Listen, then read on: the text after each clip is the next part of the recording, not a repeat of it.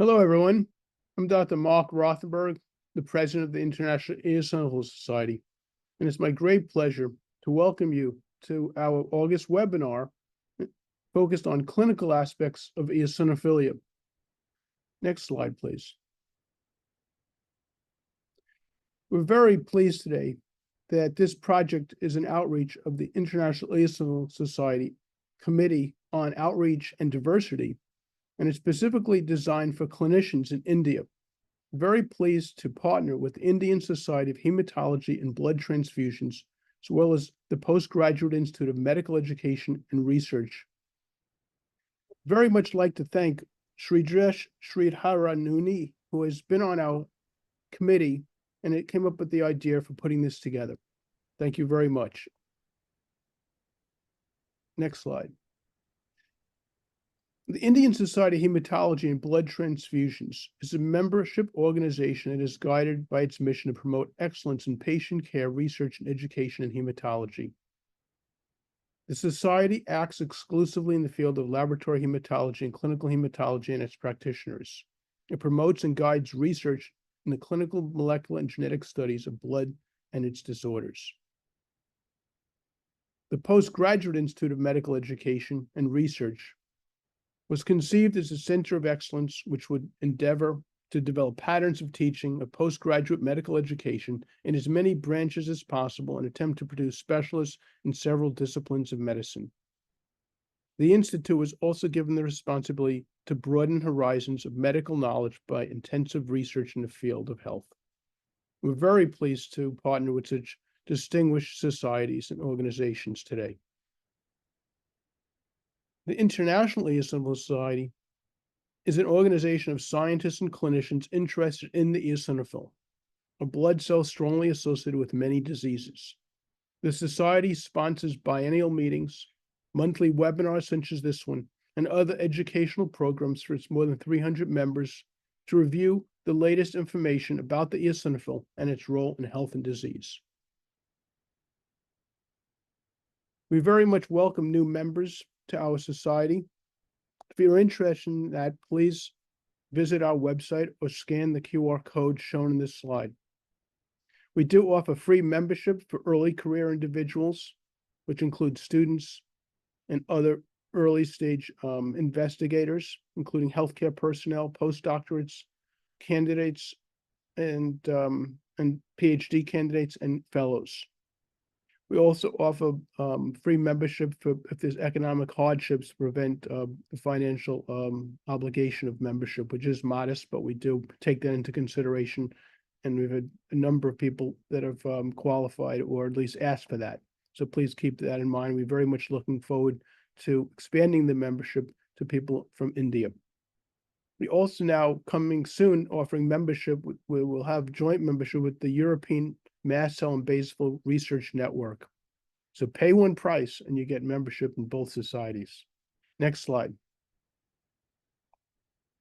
The International Eosinophil Society is also now reviewing critical articles that come out in the medical field. And these are selected and reviewed, and important data from those are summarized on our website. We welcome people to nominate articles of focus, as well as consideration of their own summary statements. If they'd like to get involved, check it out here with this barcode as well. Wanted to make everyone aware of our upcoming biennial meeting, which will be the 13th biennial meeting. This July, a year from now, on July 7th to 11th in Montpellier, France. The program is extremely exciting. Got international experts speaking on all topics related to eosinophilia, basic, translational, and clinical sciences. And we very much would look forward to receiving abstracts and submissions and membership and attendance by people from India. Thank you for considering that. Please note the dates. More information will follow. Our next webinar will be in September, and it'll be focused on eosinophil gastrointestinal diseases, or EGIDs, and this QR code will provide additional information. Registration is certainly free, And please pass this along to your colleagues. Look forward to having you participate in this as well. Next slide. I want to thank our Corporate Advisory Council, the Platinum members, AstraZeneca, Gold members, Allakos, Amgen, GSK, Sanofi, and Regeneron, and Bronze members, which is Aritea Therapeutics, Bristol Myers Squibb, Celldex, and Takeda. The moderators today are distinguished professors from India. Very pleased to have 4 outstanding moderators. The first 2 talks will be moderated by Professor Reena Das, who is a professor and head of the Department of Hematology at the Postgraduate Institute of Medical Education and Research. The second moderator will be Professor Rakhee in pathology at the Jawaharlal Institute of Postgraduate Medical Education and Research. And he's also the editor-in-chief of the Indian Journal of Hematology and Blood Transfusions. The second 2 talks will be moderated by Professor P.K. Sasidharan, who is a retired distinguished professor and former head of internal medicine at the Calicut Medical College, and he currently serves as the president of the Indian Society of Hematology and Blood Transfusions. Finally, Professor Pankaj Malhotra, who is the head of the Department of Clinical Medicine and Medical Oncology at the Postgraduate Institute of Medical Education and Research, will be moderating. Thank you very much for your attention. I'm looking very much forward to this webinar.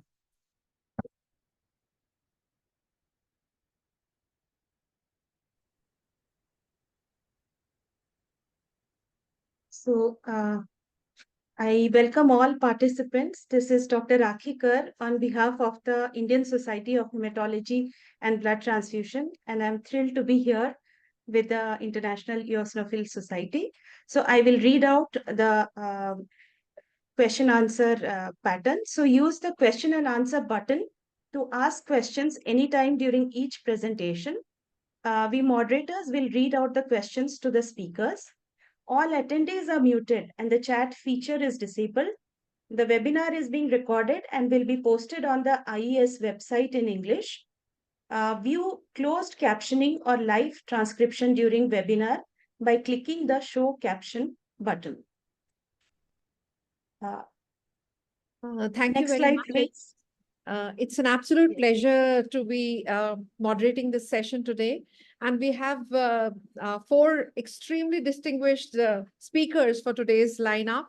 Dr. Wang is from MD Anderson, and she's going to give the first talk.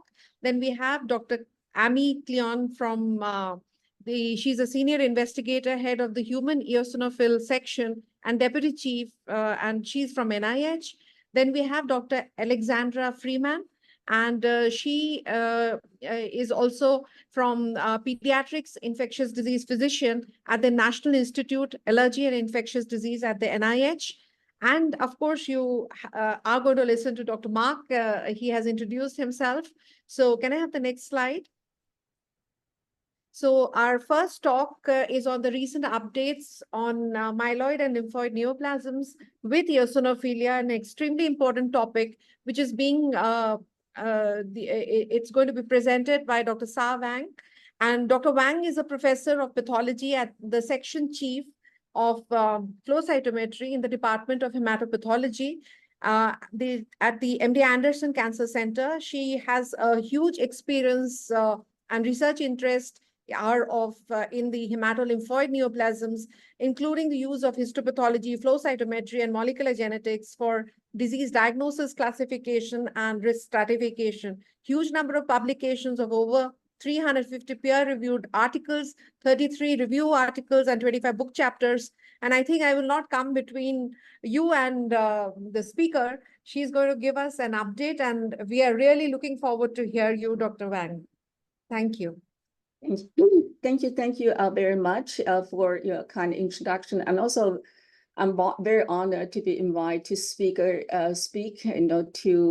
the Eosinophilic Society. Is a pleasure to my Indian colleagues. I visited India in 2015, to attend your annual conference. So I was very, very impressed. So I'm going to talk to you about this topic. I'm going to share my screen.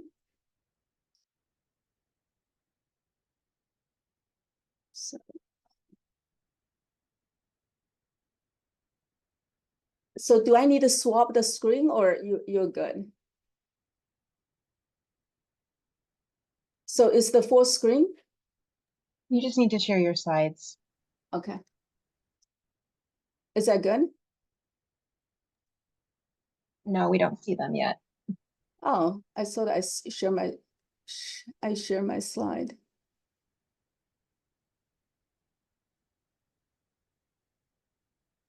Okay, we see it now. We see your desktop. Okay. So let me get this. So now you see my screen, right? Yes, looks good. Yeah. Okay, so I'm going to talk about myeloid lymphoneoplasia with eosinophilia and a tyrosine kinase gene fusion.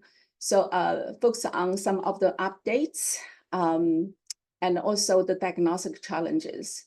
As you know, I'm pathologist specializing in hematopathology. I know in a lot of countries this is done by the hematologists, doing this part of diagnosis. So first of all, let's review the history, the names, the gene, and the current updates.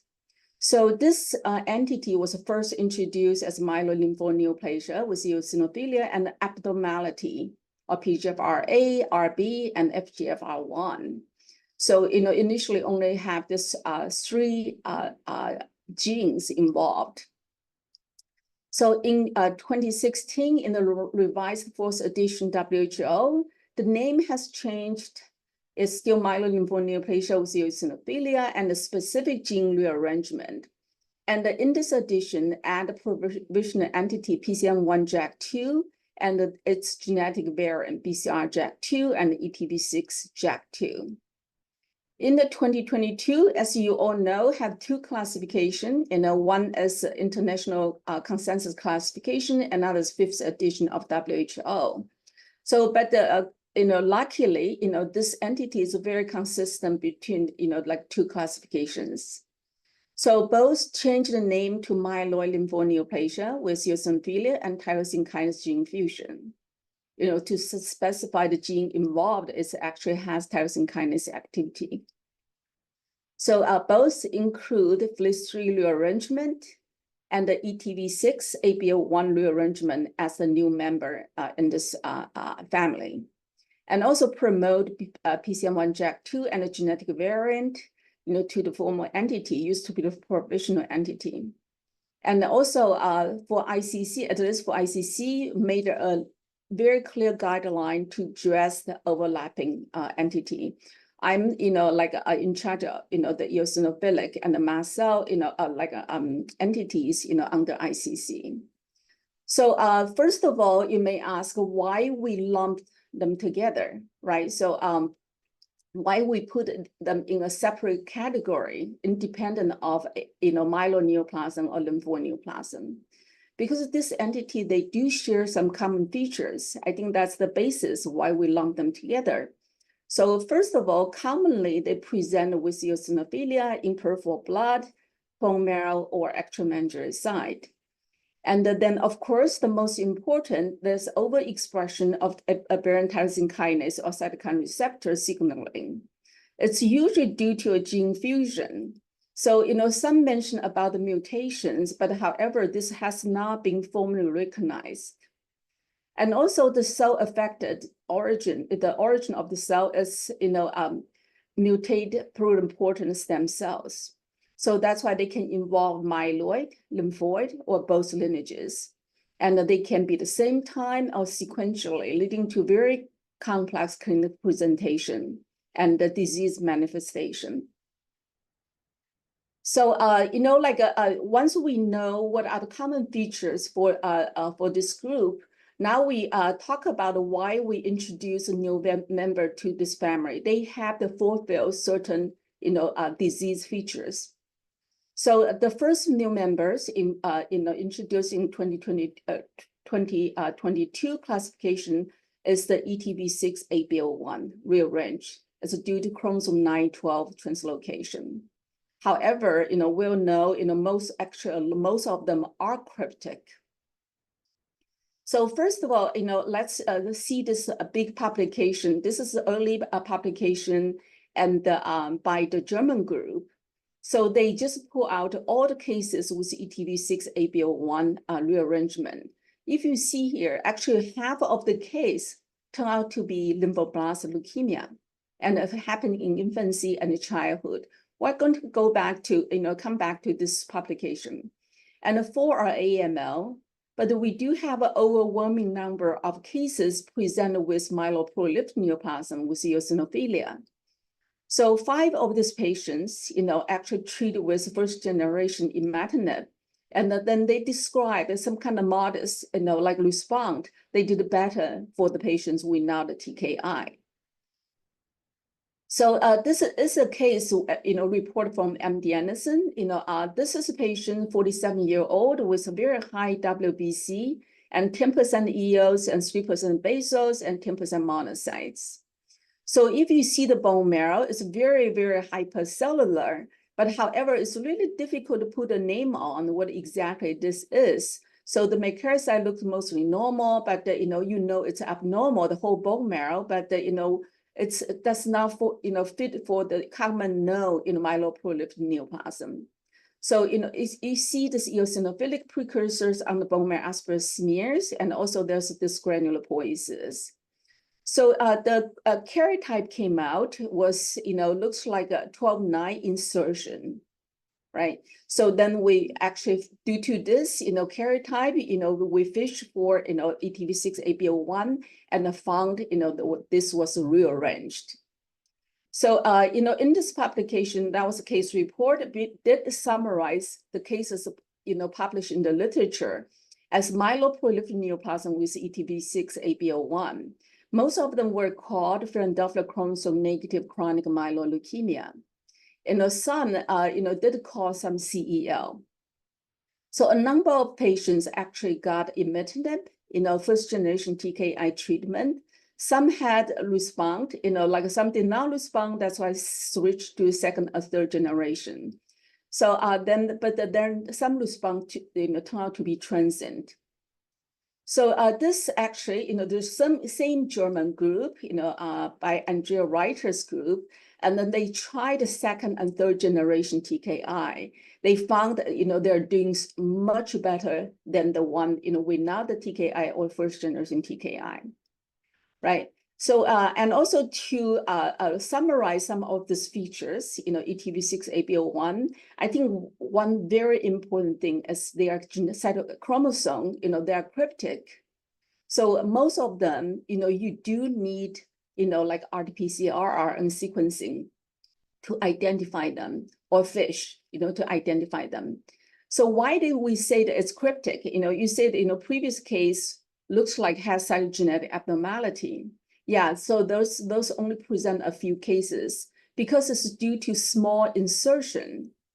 So, like when I gave the lecture, people ask, say, well, we do BCR ABL1 for CML FISH on all the patients with, eosinophilia.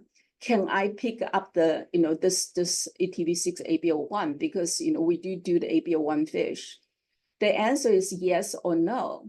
Because this is a very small insertion, can be ETV6 insert to ABL1 or ABL1 insert to ETV6.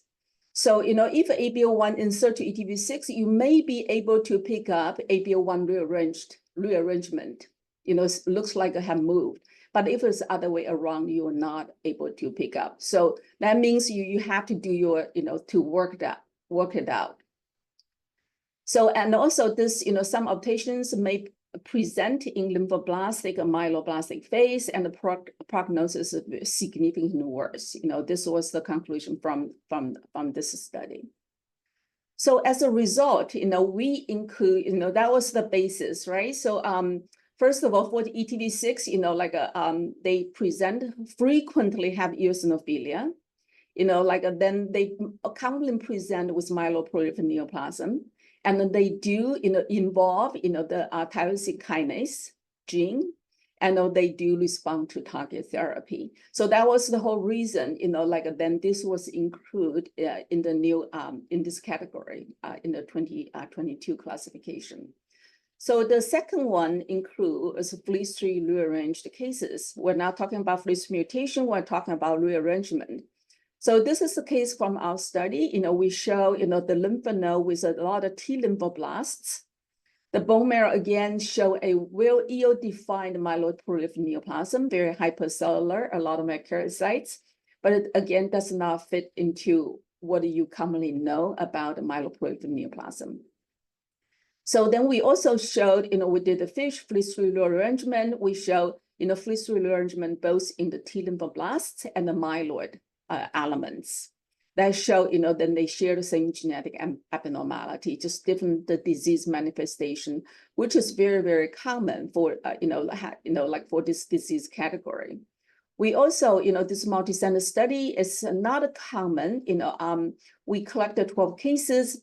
Why it's not that common? Because we really base it on screening of the karyotype.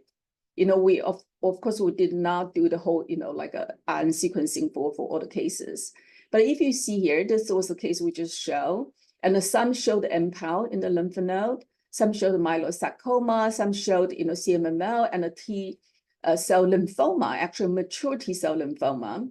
So then they just like they really look like the disease. We describe myelolymphoneoplasia with eosinophilia and the tyrosine kinase effusion. It's a very complex disease manifestation. Can involve lymphoid and the myeloid, and both, often both, right? So what about treatment? So as we know, if they are not treated, they have very poor response to conventional chemotherapy, but they are very highly sensitive for FLT3 inhibitor. We all know, FLT3 inhibitor has been widely used in clinical settings to treat AML with FLT3 mutation. So, we have 3 cases in our series, and also I reviewed 6 in the literature, and then they actually had the very good response to even the monotherapy by FLT3 inhibitor. So, but the benefit can be transient, but at least we can bridge the patient to bone marrow transplant. The bone marrow transplant seems like very good outcome. Of course, they can have resistance. It's due to the mutation, and in the TK domain, so that led to the resistance to the FLT3 inhibitor therapy.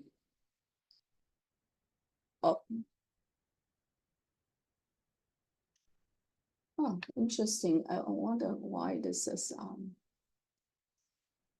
just a second.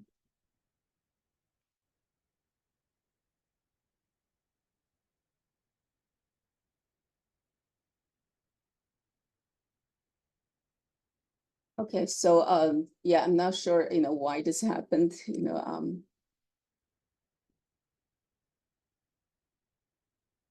just jump to the last slide. Sorry about that.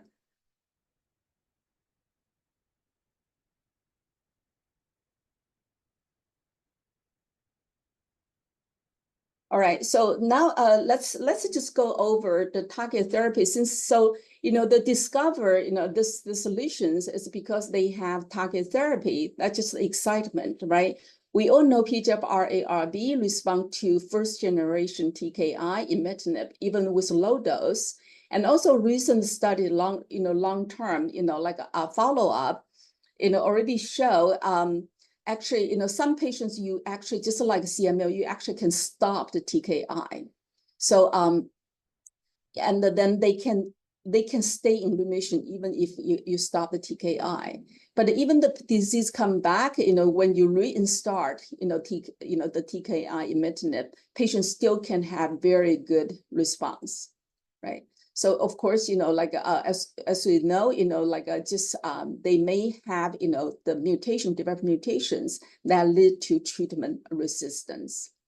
The FGFR1, we know there is, FGFR, inhibitor, pemigatinib.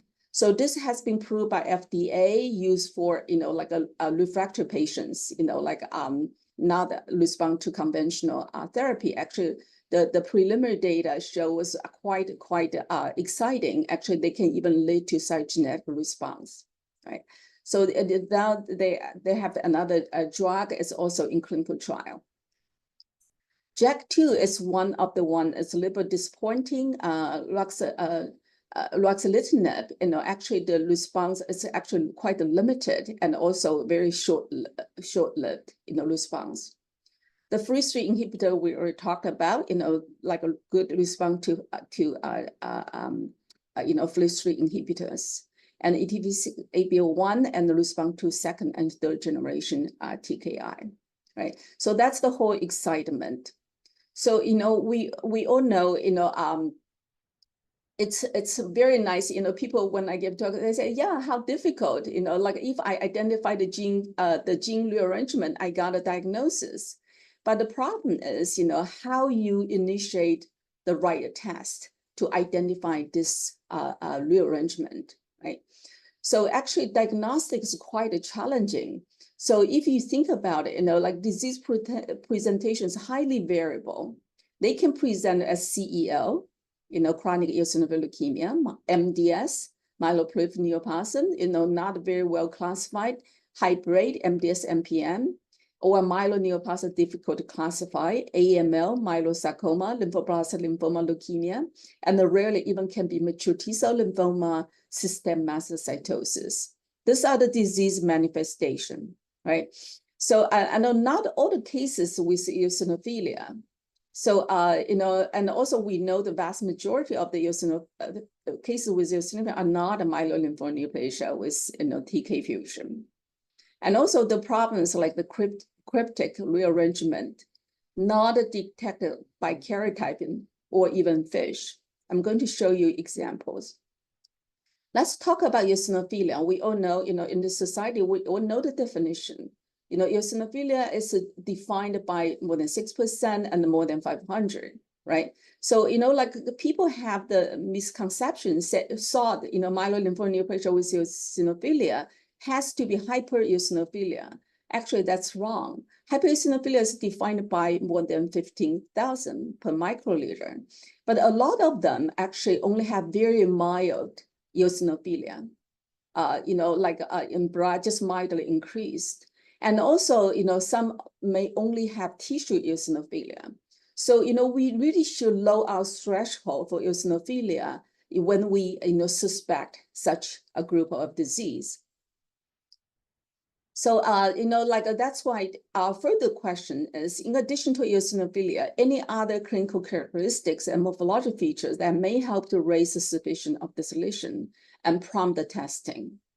Then, I'm going to also go over some of those, how to detect a rearrangement, what are the molecular genetic tests, and how they are performed. And also, this genetic lesion, PGFR-ARB, and this lesion, they are not unique for myelolymphoneoplasia with eosinophilia.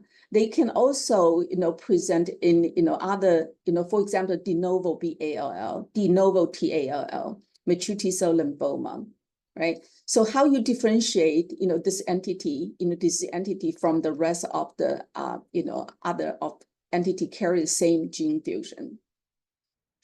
So I want to show you one example, how that, so why I say that it's very diagnostic challenging. So this is a real case happened at the MD Anderson. This 40-year-old man, and then the patient present chest pain, then was very anemic and hypereosinophilia.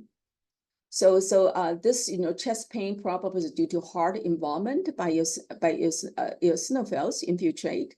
And also the patient has skin rash, and the bone marrow, and outside it will say it was hypereosinophilia, but they are not sure is this hypereosinophilia syndrome or chronic eosinophilic leukemia. So then he presented to us for further workup. At the time the patient came, was WBC was high, 28.4, was 82% eosinophils, right? So the platelets are actually normal, anemic, LDH was elevated. and mild hepatosplenomegaly, and the patient did have a thrombus in the left ventricular valve, right? So it caused low perfusion, but they did describe MRI, said no fibrosis. So this peripheral blood, we see the eosinophils are very abnormal. Why would say eosinophils are abnormal? Because normal eosinophils bilobed, right? So here has multiple lobes, and also the granules are very unevenly distributed. Look at this eosinophils, just one lobe, right? Very uneven, like a distribution. The bone marrow is also very abnormal, 100% cellularity. So when we talk about megakaryocytes, we don't even see megakaryocytes. We see tons of eosinophils, but we know this is abnormal. This will look like neoplastic process.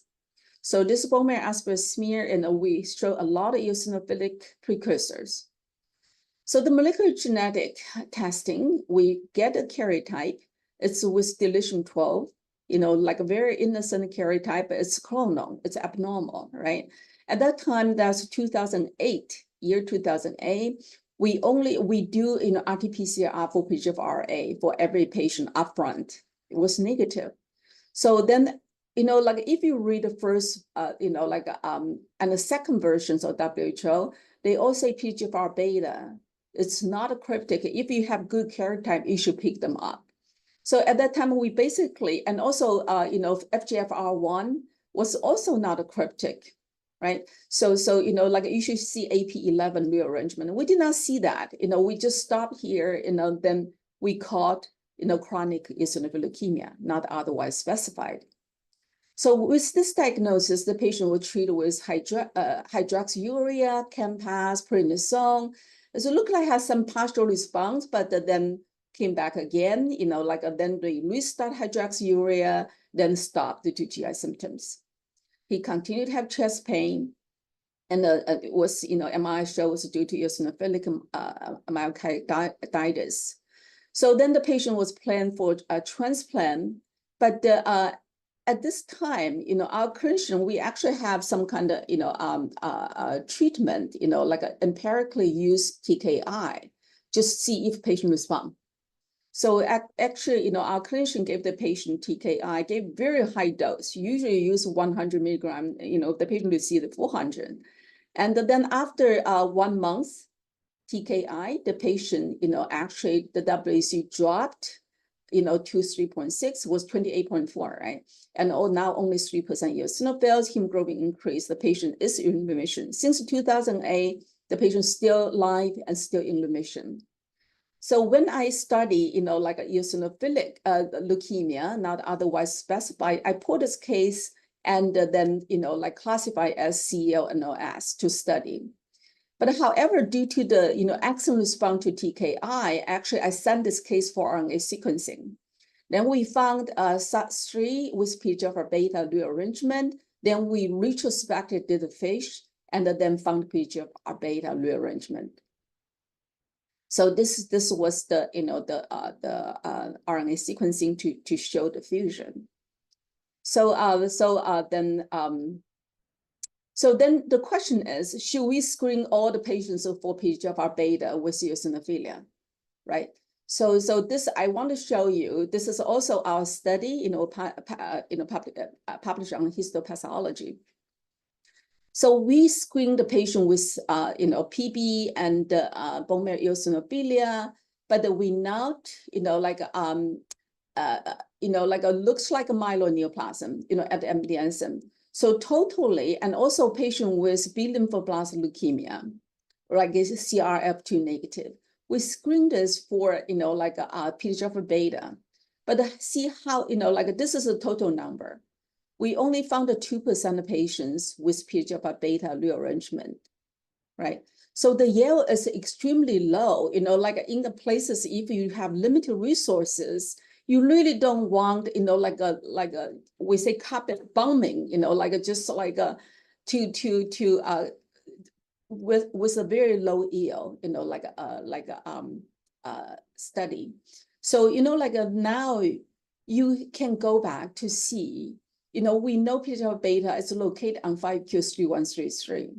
So if you see the myeloneoplasia, with this rearrangement, even here, then we only found the one with PHFR beta rearrangement, even with this rearrangement. And also turned out to be the MPN. And also then if we show this, without the rearrangement, this yield is very low, right? So I think the bottom line is I'm going to show you, how was the best way to do the FISH on these patients. So that means, we need to know what are the features of this disease, then we specifically target a certain population of patients. So for example, PHFRA, and if you see the age, demographic information, most of these patients are in the middle to late 40s. So PHFRA is extremely male dominant, right? So it was a 17-1. So, people joke, say, have you ever seen female patients have PHFRA rearrangement? Yes, you do see occasionally, but the ratio is male dominant, right? So, I think, and also how many present with eosinophilia? So PHFRA, more than 90% have eosinophilia, and the PHFB is probably less, 80%. FHL1 even less, 70%. Then, like JAK2, 70 to 80%, FLU3, 70 to 80%, and ETV6, ABO1 is about 90%, right? So they do have, limited features. So this demographic information, as we summarize in the, in our review article on the vocab. So then that means, how, the second question is how to use information of a karyotype. So for karyotype, except for PCN1 JAK2, if you have A9 translocation involving this loci, it's almost always PCN1 JAK2. But however, the others not. If you see, like we published another study for JAK2 rearranged cases. So even if you see 9q24 rearrangement, only 20 to 30% cases involving JAK2 fusion, right? And also of cases with 5q3133, only about 20% with PGFR beta rearrangement. And this is already with eosinophilia. And another twist of story is quite interesting. MD Anderson, we actually published a study said AML with, 412 translocation involving PDGFRA by FISH, they don't respond to TKI. So because this is very sensitive to TKI, so, but this group, if they present as AML, they don't respond. So, but then later, actually, MGH, like a Mass General Hospital, then they found they did RNA sequencing, for this translocation. They found actually PDGFRA was not involved, with other genes on, on this, 4q12 was involved. So, but the FISH not able to pick them up because they're too close, to the PHFRA. FISH even showed this was positive, right? So this is the things, you actually have to know, actually the real one, 412 with PHFRA rearrangement was actually present as myeloproliferative neoplasm with eosinophilia, not the AML, right? So this is very important. That means, there's multiple modality, even the FISH can be diagnostic, like the pitfall for you. So this is to show, what are the genes, like that's why I kind of remember your chromosome, right? And then remember the breaker point, and then remember which one is cryptic. For example, PHFRA, this is almost always, cryptic. But with other variant partners, like they are usually not cryptic, right?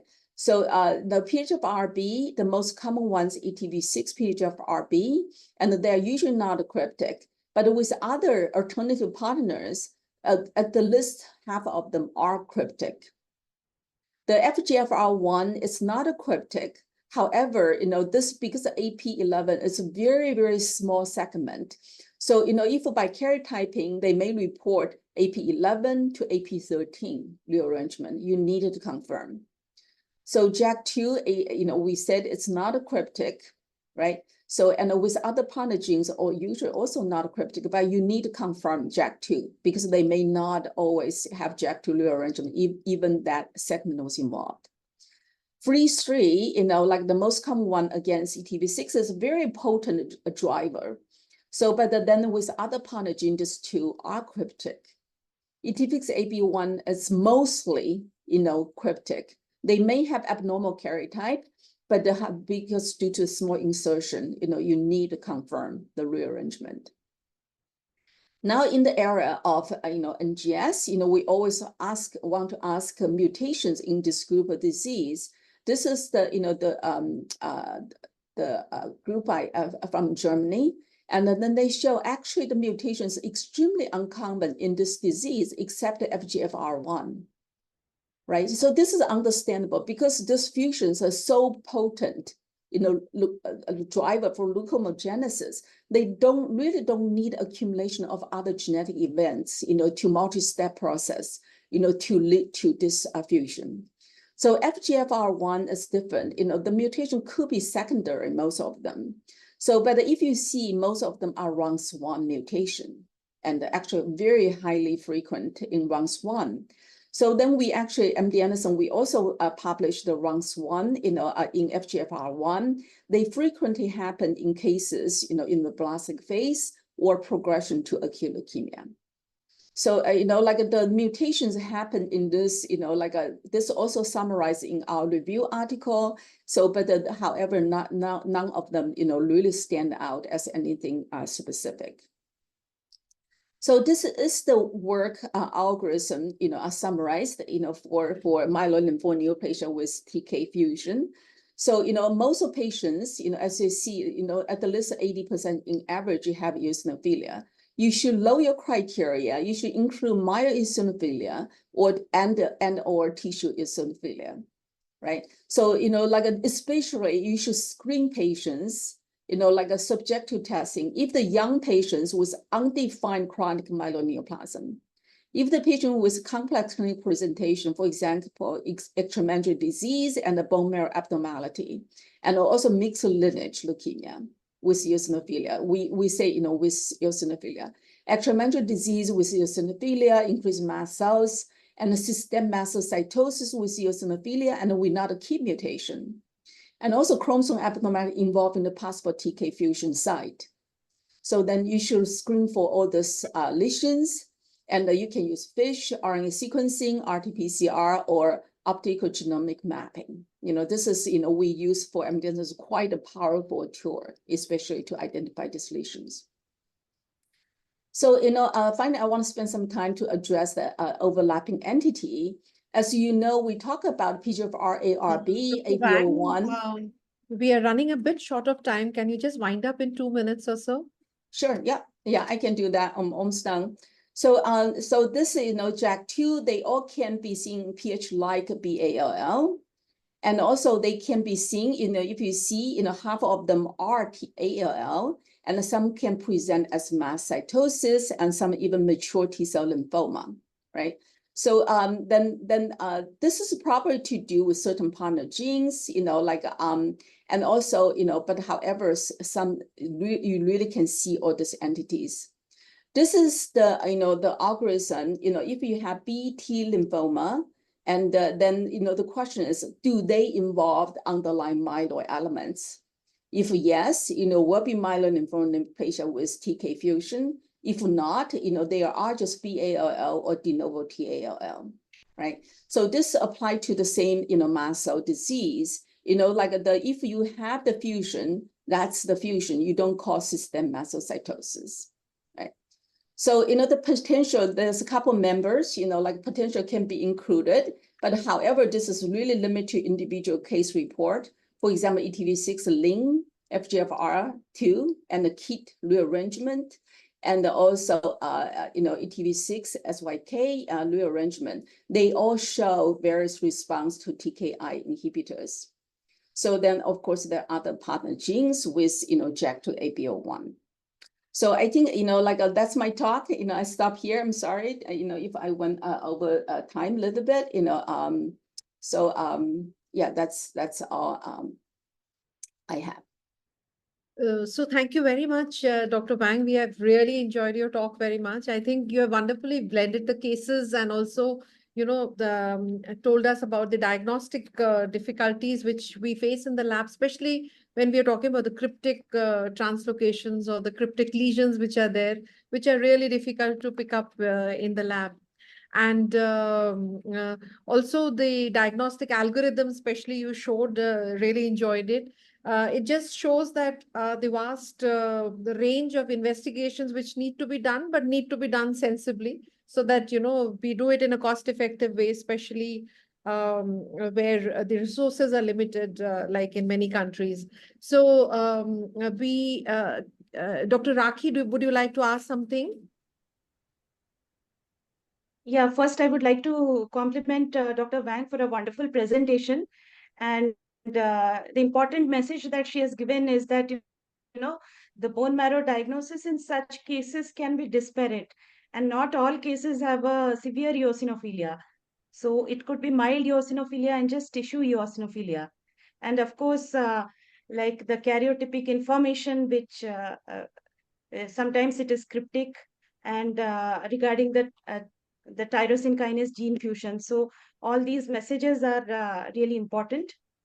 And I think we can just go over the questions which are there in the question answer.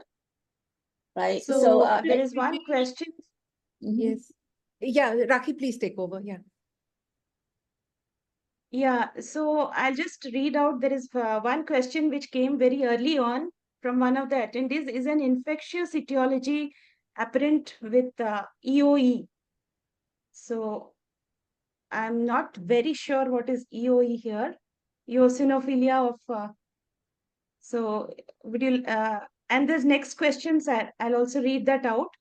What are the situations where, this is from Dr. Srijesh. The question is, what are the situations where you will advise testing tyrosine kinase domain fusions in patients with extramedullary lymphomas? As we cannot do it in all cases, do you suggest testing a bone marrow or from extramedullary sample? So yeah, these are the that's a very good question. As I said, like extramedullary TALL, the most presentation is T lymphoblastic lymphoma. They usually have increased eosinophils, and also the patients with WBC, CBC usually is kind of abnormal because bone marrow has, like a kind of myeloproliferative neoplasm going on, with these patients. So, if you have abnormal CBC, I definitely would suggest to test for, for the bone marrow. For mature T-cell lymphoma, as you know, JAK2 is one of the common gene rearrangement in anaplastic large cell lymphoma. I think 6% ALCL have JAK2 rearrangement. So in that case, again, I will see whether the patient has abnormal CBC, has, because the ALCL can have some eosinophils, that's another thing. So, but I think CBC is the key. So for those T-cell lymphoma, they have to have bone marrow involved in order to fulfill the diagnostic criteria for this. Right. So I hope that answers your question, Dr. Srijesh, that if the CBC shows abnormality, go with the bone marrow, which will be a better choice. So shall I read out the next question? This is Matt's asking, how do you define mild eosinophilia? Do you mean specific cutoff or blood eosinophil count lower than 500 or maybe 300? Yeah, so it is really lower than 500. There's no another definition of eosinophilia, but otherwise it would be just within the normal range. Yeah, less than 500. Right. So the next question is from Rajesh. In pediatric population, how often do you see myeloid lymphoid neoplasms with eosinophilia? So in yeah, pediatric so this population. Right, this disease can happen in pediatric population as well. We're seeing in young kids, adolescent. So I think it's the same, approach. Like as I say, certain genes, for example, FGFR1, a lot of times, patients, we have seen patients completely have no eosinophilia at all. Just so as I say, like if you see young kids, with like this weird myeloproliferative neoplasm, and or young kids with, like lymphoblastic lymphoma in the lymph node, then bone marrow disease, definitely should think about this. You should initiate the screening. Right. So we have a clarification on EOE, that is eosinophilic esophagitis.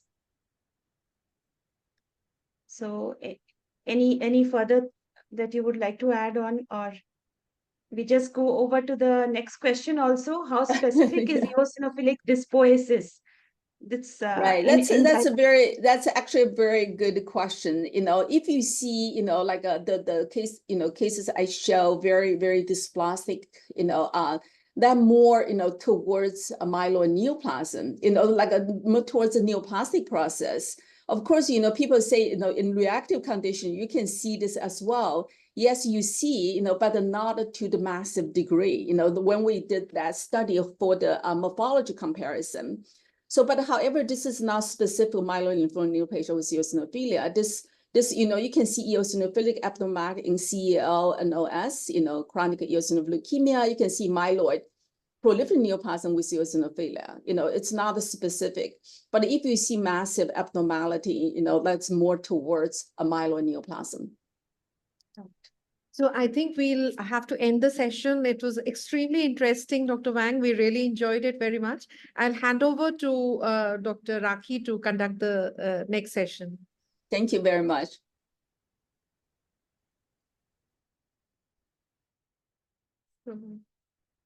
In the interest of time, we'll have to go over to the next session now. So it's my proud privilege to introduce the next speaker for the session, Dr. Amy Klion, who's the head of the Human Eosinophil section and Deputy Chief of the Laboratory of Parasitic Diseases at the NIH. Her research interest includes basic and translational research related to the role of eosinophil and eosinophil activation in disease pathogenesis. She is a fellow of the American Society of Tropical Medicine and Hygiene and a recipient of the Society's Bailey Ashford Medal. She has served on the editorial board of Blood, the Journal of Allergy and Clinical Immunology, and has more than 200 scholarly articles and publications to her credit. So over to Dr. Amy now. And she will be talking on the diagnostic approach to hypereosinophilia. So thank you very much for the introduction and for allowing me to speak. I'm really excited to talk to all of you. As you can tell, I am not a hematologist. I am a parasitologist, and so I have maybe a little bit of a different approach than some. So I'm going to talk about the general approach to patients presenting with hypereosinophilia, as that's the majority of what I see. And I think to reiterate what Seng said, it's important to know what is the definition of eosinophilia. Most places use either 450 or 500 per microliter as the cutoff, depending on the lab. And if you actually look at that, that is present in 1 to 2% of the general population in Europe and the United States, likely higher in India. There's an increased prevalence in the setting of atopic disease, obesity, and smoking history. And what's shown on the right is a study from Scandinavia, where they looked at eosinophil counts in a very large population of healthy subjects. And what you can see is that if you look at 500, there are dots and bars over to the right, and these are normal, healthy individuals with eosinophil counts greater than 500. If you look at series of travelers, about 2 to 10% of travelers in almost all the series will have eosinophil counts greater than 450. So this is quite common. The disorders associated with eosinophilia are pretty much everything. And this is just a list from a textbook. And you can see every system, every subspecialty is covered. The same disorders can cause hypereosinophilia. Worldwide, the most common cause is probably helminth infections, which is where I got my start in research.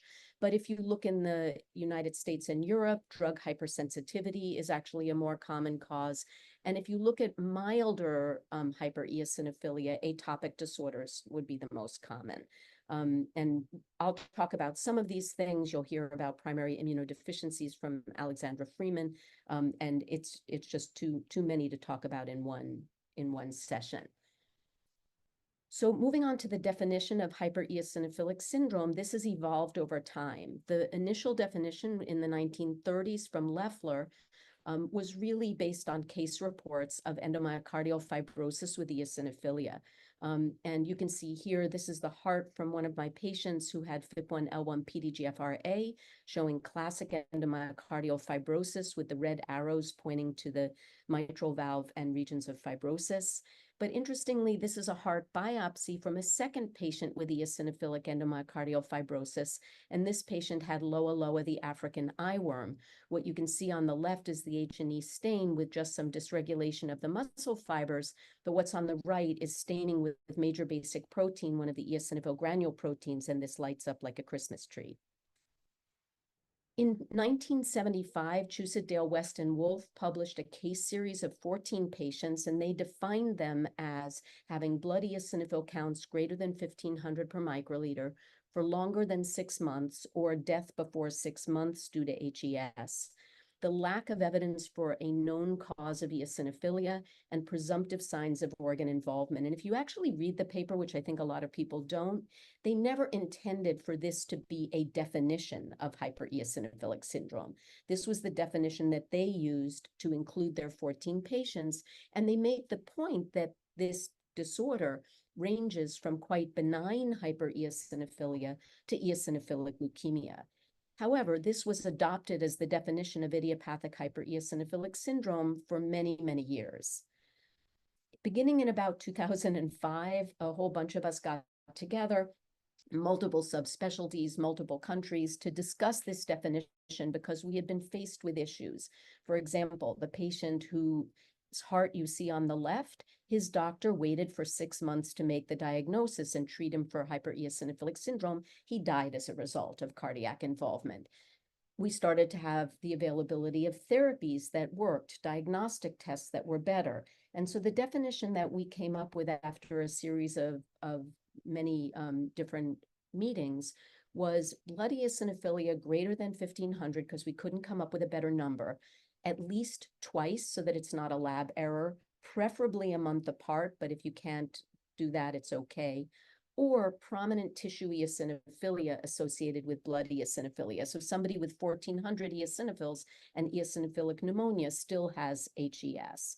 We took out the lack of evidence for a cause because that's really a changing process. And you saw that in Dr. Wang's talk. We're becoming increasingly able to detect things that we couldn't detect before. And then evidence of end organ damage attributable to the eosinophilia. So this is a pie chart. I have a clinical research protocol to see patients with hypereosinophilia. And we've enrolled over 650 patients. And this is the breakdown into what we call clinical subtypes. So about 15% of all comers will have a myeloid neoplasm. About 15% will have a clonal lymphocytic process driving the eosinophilia. A big chunk, 30 to 40%, have what we call overlap, which means that they have a defined eosinophilic disorder that overlaps with idiopathic hypereosinophilic syndrome. The yellow is associated. These are people where we find a diagnosis that is driving, like a parasitic disease or a drug reaction or an immunodeficiency. The little sliver is autosomal dominant familial disease. And then we still have 30 to 40% where we have no idea what they have, and we just call them idiopathic. And I'm going to go through each of these very briefly. It's important to note that the clinical manifestations of hypereosinophilic syndrome are very heterogeneous, and they don't really reliably distinguish between the clinical subtypes. In the top is a table from Peter Weller and colleagues in 1994, where they looked at the 3 largest series at the time, and you can see that heart involvement, skin involvement, neurologic involvement, and pulmonary were among the highest. In the bottom is a study that many of us, including Dr. Rothenberg and I, participated in 2009, where we collected data from 12 centers and looked at organ involvement. And you can see that skin involvement was present in 65%, pulmonary in 40%, followed by gastrointestinal, neurologic, and cardiac were approximately 20%. And so really any organ system can be involved. We went on in 2020 to do a patient-reported outcomes preliminary assessment and interviewed patients and asked them what their symptoms were. And this is data from that paper. And every organ system was involved. I think what's notable is the highest bars, the tall purple bar, is fatigue. The tall blue bar, which is the second highest, itching. These are very non-specific symptoms, and this is really just to illustrate, it's really difficult to say that a symptom is due to the eosinophilia, and this complicates things. So now I'm going to go through, as I said, each of the different types. So myeloid HES, so you heard quite a lot about that from Dr. Wang. I just want to point out that in patients that present with greater than 1,500 eosinophils, about 80% of them will have FIP1L1 PDGFRA positive myeloid neoplasm. The other mutation positive neoplasms, PDGFRB, FGFR1, and JAK mutations are clearly part of the differential, as is chronic eosinophilic leukemia not otherwise specified. And then we include a category called idiopathic HES with myeloid features, which captures the patients that Dr. Wang described, where they maybe have a cryptic mutation, but you can't figure out what they have. And this is important for a number of reasons.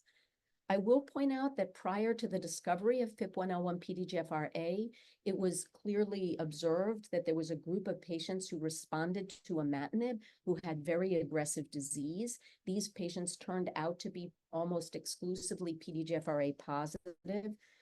They were almost all male.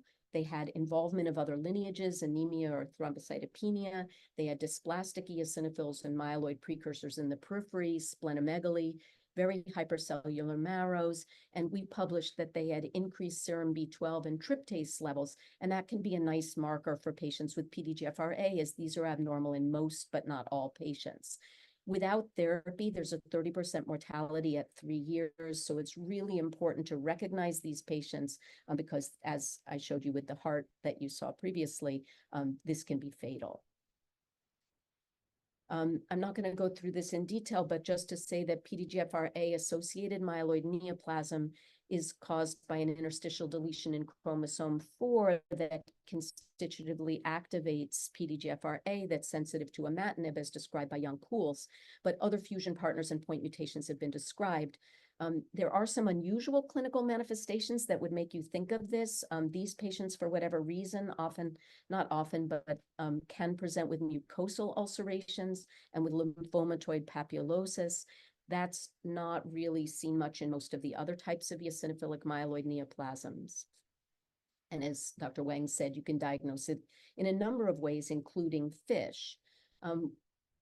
It's important to know the sensitivity of your test, however. And so we recently published a study where we looked at patients. We do a PCR test as they do at MD Anderson. That's not commercially available in the United States, so most people send FISH. We looked at our patients who had both FISH and PCR, and what you can see is that there were 7 patients in our small series who had a false negative FISH result. If you then look at what happened to those patients, the time to initiation of therapy was dramatically delayed in the people with a false negative, despite the fact that many of these patients had a classic picture of FIP1L1 PDGFRA. They were not given empiric therapy. The patient who is the last dot on the line actually underwent heart transplant for cardiac involvement and then was sent to us when his eosinophilia didn't go away. And we found that he had by PCR PDGFRA. We know that it's likely due to the variant allele fraction, which can be very low in these patients, even if they have very aggressive disease. The other issue is that we keep identifying new recurrent mutations associated with a presentation of hypereosinophilic syndrome. STAT5B N642H is one that's often not on the standard NGS panels. We've seen 5 patients with JAK2 exon 13 mutations driving very aggressive disease. Dr. Patel from Utah also described a case series of those. So you have to be constantly on the lookout for things that are not otherwise detected. There are also some novel mutations, and this is one that actually I missed. but was fortunately picked up by the rheumatologist that I sent the patient to at NIH. So this was a 74-year-old man with a history of macrocytic anemia since childhood, who had a number of inflammatory manifestations, episcleritis, relapsing polychondritis, presented with eosinophilia of 1600, so met criteria for hypereosinophilic syndrome, a pruritic rash, transfusion-dependent anemia, and a high serum tryptase. His bone marrow was normocellular. It was really very unrevealing. It looked pretty normal. So what was his diagnosis? Vexus, which is due to a mutation in UBA1. The name stands for vacuoles E1 enzyme X-linked autoinflammatory somatic syndrome, and it was described at the National Institutes of Health. And you can see this is my patient's eosinophils, the vacuoles in his eosinophils. These patients can develop myeloid neoplasms. And so, again, you really have to think outside the box when you see patients with HES. Lymphocytic variant HES is kind of the flip. So these are patients who have phenotypically aberrant, usually clonal T cells that make type 2 cytokines, which is what you can see on the right. This patient had a CD3 negative, CD4 positive T cell population. It was making a lot of IL-4 and IL-5, way more than this patient's normal CD3, CD4 positive cells, which are seen in the upper right-hand corner of the flow plot. This is equally common in men and women. They tend to have skin manifestations, but any organ can be involved. They tend to have elevated serum IgE because of the IL-4 and IL-13, and elevated TARC levels because of the activation of T cells. It's important to recognize these patients because up to 30% of them may progress to lymphoma, usually T cell lymphomas. There are some unique types of lymphocyte variant HES. This is my favorite. So this was a 36-year-old man with recurrent episodes of bilateral hand and foot swelling that had been going on for 3 months. And we had his blood measured 3 times a week. And you can see here the red line is his eosinophil count going from normal to 10,000. The green line is IL-5 levels, which precede his eosinophil count. He had 2 sets of shoes and 2 sets of shirts because he would gain 30 to 40 pounds, and the decrease is without any therapy at all. This had been described before. It's called Gleich syndrome after Jerry Gleich, or episodic angioedema and eosinophilia. And this is the same little girl, swollen and unswollen. When Dr. Corey came to my lab quite a long time ago now, more than 10 years, she saw our second patient and asked, well, do their other cells cycle? And we subsequently studied these patients quite extensively. We followed 20 patients with Gleich syndrome. They all have CD3 negative, CD4 positive clonal T cell populations. Not only do they mostly have elevated IgE, but they all have elevated IgM levels that are unexplained, and their neutrophils and their lymphocytes both cycle, but not their monocytes and their red cells. So this is a multi-lineage cycling disorder. Overlap HES, as I said, this is single organ eosinophilic disorders like eosinophilic gastrointestinal disease, or distinct eosinophilic diagnoses like eosinophilic granulomatosis with polyangiitis that can overlap in presentation with idiopathic HES and may be associated with marked peripheral eosinophilia. And these are some examples. It is important to recognize these conditions because the therapeutic approaches may be different. If you have a patient with eosinophilic gastritis, you might treat them with topical steroids to the gut or with a dietary intervention. You clearly wouldn't do that for someone with systemic hypereosinophilic syndrome. However, they can have very high eosinophil counts, and some of these patients will progress to multi-system disease. So there's a lot of overlap. EGPA, or what used to be called Churg-Strauss syndrome, is probably the most difficult one that, in terms of overlap. It was originally described in an autopsy series of 13 patients who had polyarteritis nodosa, asthma, sinusitis, and eosinophilia. The ACR criteria, which were the old rheumatology criteria, actually were never meant to distinguish EGPA from hypereosinophilic syndrome. They were meant to identify EGPA in patients with vasculitis. These criteria do not distinguish EGPA from HES. And actually, the definition that's been used in recent and ongoing trials for both EGPA and hypereosinophilic syndrome would apply to either one. And so there's really a lot of confusion about these two diagnoses when you don't have biopsy-proven vasculitis. And I should have included, but I didn't, there's a new criteria from Europe and the United States, and it's the same. It's a better criteria for distinguishing EGPA from other forms of vasculitis, but it still would not distinguish this from hypereosinophilic syndrome. There are some patients who have very high eosinophil counts who are clinically well. They are asymptomatic without any clinical manifestations. We define them as having eosinophil counts greater than 1,500 for more than 5 years off therapy. Other people use different definitions. They may have clonal or aberrant lymphocyte populations. Rarely they have CHIP mutations and mutations consistent with myeloid neoplasms that are missed. But most of the time, they really have an idiopathic process. Over on the right, this is a patient I've followed for 50 years. He's been followed at NIH for 50 years. Sorry, I'm not that old, but I've followed him for close to 35 years now. And you can see his eosinophil count is consistently above 1,500, as high as 7,000. The one dot in the normal range is when he had appendicitis, and that's to remind you that fever suppresses eosinophil counts, so you have to be careful. Sometimes this hypereosinophilia of unknown significance can progress to overt hypereosinophilic syndrome, but that seems to be rare. As I said, there's a familial form of eosinophilia. This is autosomal dominant. We've shown in one very large family that it's associated with dysregulation of IL-5 transcription. These patients also do not have clinical manifestations despite eosinophilia greater than 1,500 from birth. And we now know that they have a single nucleotide variant that creates an aberrant transcription start site. And this is just to show you the transcription in the bottom tracings. All of those bumps are transcription in the affected family members, and the RNA sequencing of the unaffected family members, which is shown above, shows no transcription in that region before IL-5.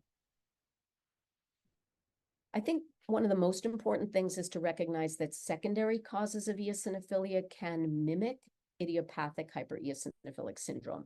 My protocol is for unexplained eosinophilia, yet 13% of the patients that we've seen have turned out to have another diagnosis, a Helminth, a drug reaction, a neoplasm, or something else.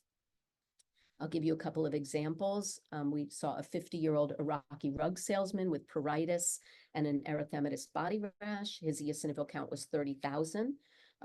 We did a huge workup, found nothing. The only medication he was on was pancrease for stomach upset. I asked him to stop it. He did. Everything went away. 6 months later, he had abdominal pain. He took pancrease again. It all came back. This was drug hypersensitivity. A 76-year-old man with chronic lymphocytic leukemia was referred for an eosinophil count of 4,000. He did have CLL, that we confirmed that, but he had this eosinophilia. He had been asked about travel. He said he had no travel, but because of his age, I asked him if he had served in the military, and he said, "Oh, I don't want to talk about that." And I said, "Why not?" He said, "Well, I was a prisoner of war in Southeast Asia." This patient had strongyloides. He was treated with ivermectin, and his eosinophilia went away. Probably the most disturbing case that I've seen of recent time was a 22-year-old who presented asymptomatic for a soccer physical, was found to have an eosinophil count of 34,000. He saw a hematologist who did, I'm not sure why, strongyloides testing. He lives in Maryland in the United States where we don't have strongyloides, and HIV testing. He told the patient, you should come back and get a repeat count. The patient said, "I'm going on vacation in Iceland." So he left for a few weeks, came back. When he came back, they checked it again. It was 64,000. The doctor said, "Well, you should probably get a bone marrow." The patient said, "Oh, yeah, but I have exams." And then he ran into one of the people who trained with me. She said, "You need to call Amy." So they called me. I called the patient. I said, "You have acute leukemia. We need to see you tomorrow and do the bone marrow." He had pre-B cell ALL. So the secondary causes that can mimic idiopathic hypereosinophilic syndrome are very, very broad. I'll give you one last case just because this one was, I think, really interesting. This was a 42-year-old woman who presented with 2 months of fatigue, weight gain, non-productive cough, and shortness of breath. Her physical exam, she had some crackles and edema. She had an eosinophil count of 8,000. She had endomyocardial fibrosis on echocardiogram, was treated with high-dose steroids and hydroxyurea, got transiently better, but her cardiac findings progressed and she developed a thrombus. Bone marrow was performed. It was actually hypercellular with some reticulin fibrosis and abnormal mast cells, but her karyotype was normal, FISH testing was normal, T and B cell clonality studies were normal, serum B12 and tryptase were normal. So these were the things that we were considering at the time. Her eosinophilia persisted despite steroids and trials of imatinib and interferon. She was ultimately started on mepolizumab, anti-IL-5 antibody, 750 milligrams IV monthly on a compassionate use protocol, and her eosinophilia went away. Her symptoms got better. She was doing great. So we said, all right, fine. She has idiopathic hypereosinophilic syndrome, doing well on anti-IL-5 therapy. After 7 years on mepolizumab, her eosinophil count rose above normal. She had an abdominal CT scan that was done for an unrelated reason, and they saw an abdominal mass that had not been seen on her CT 8 years prior. This is what her eosinophil count had been doing, so it was going up, up, up, up, up. Her mass got resected. It was a schwannoma, which is a benign tumor of Schwann cells, and her eosinophilia went away. Pathology showed a benign schwannoma. We did RNA scope analysis of the resected tissue, and the tumor was making IL-5. So what was this? This was associated HES with a solid tumor that fooled us for many years. So that's the broad stroke differential. What do you do with that? And Dr. Rothenberg's going to talk about novel treatment. I'm going to talk about kind of the general approach to treatment. So how do we approach these patients when they come in? I just told you they could have almost anything. First question, do they have life-threatening disease? If they have life-threatening disease, I'll explain why in a second, they get high-dose steroids. Once they're stable, do they have a secondary treatable cause that you would treat differently than you treat the eosinophilia? And if not, what is the most likely clinical subtype? The question I get asked very often is, how high is too high? Percent is not useful. The percent can be high and the total count can be normal if other cells are also are low. So we don't use percent. You have to know that it can be suppressed by bacterial and viral infections, fever, and steroids. I did have a patient come in once who had been on a Medrol dose pack for poison ivy, but had stopped it the day before she came in. She didn't tell the nurse that she'd been on steroids. That was suppressing her eosinophil count. Lab mistakes can occur, so you have to do it twice. And even mild eosinophilia can be associated with disease, and the differential diagnosis really depends on the level, which I'll show you in a minute. So when do we really worry? What I call hyper in capitals eosinophilia, greater than 50,000 per microliter, or a rapidly rising count, make me super nervous. Dysplastic eosinophils, as Dr. Wang said, an elevated serum troponin, we use this as a screen for cardiac disease, it's very sensitive, or clinical signs or symptoms of vital organ involvement. Those are the things that make me worried. A typical case that we might see that would make me worried, previously healthy 44-year-old Chinese man presented with fatigue, lower extremity swelling, and some erythematous patches on his lower extremities. His physical exam just showed some blisters on his ankles and a red rash on his left calf, afebrile normal vital signs, but his routine labs showed a white count of 179,000 with 156,000 eosinophils, anemia, mildly elevated serum transaminases, and an elevated serum troponin I. Everything else was normal, and he had borderline splenomegaly. This patient makes me nervous. What do I do in that patient?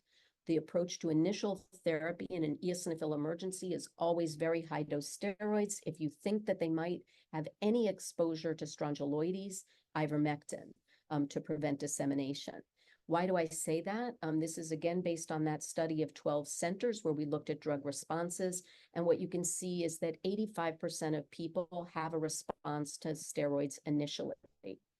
The problem is, and I'm going to skip that for a second, people think about other things that are maybe not what's going on. And the question I get asked most often being a parasitologist is, could it be a parasite?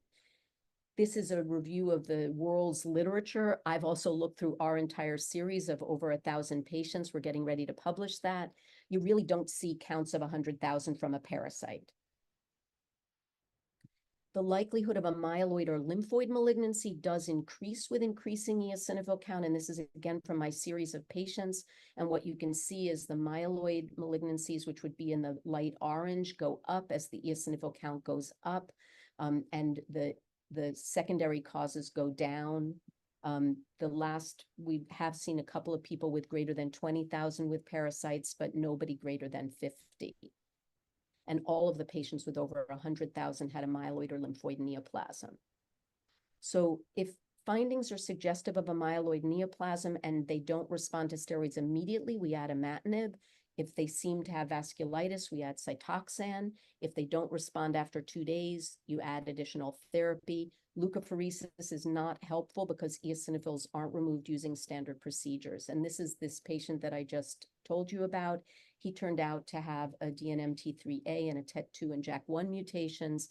And you can see his course. He required cytotoxic therapy and ultimately went to transplant and is now doing fine. Conventional therapy, this leads into Marc's talk, is very good at 1 month, very bad over the long term. Most patients discontinue therapy due to lack of efficacy or medication intolerance. Clinical subtype does seem to predict treatment responses, and this is data from both steroids and imatinib showing that different groups of patients respond to these different drugs. Glucocorticoids are most effective in idiopathic patients and patients with overlap, whereas imatinib is most effective in people with PDGFRA or patients who look like they should have PDGFRA but don't. And really the new way, I think, is going to be eosinophil targeted therapies. The number of these is continuing to increase. The only one approved in the United States for HES is mepolizumab. And Marc hopefully will talk about efficacy and safety concerns, which are very different drug to drug. So in conclusion, because HES is a heterogeneous disorder with a wide range of etiologies that overlap in clinical presentation but differ in response to therapy and prognosis, you really need to think out of the box about everything possible. If the clinical picture is puzzling, you need to reassess.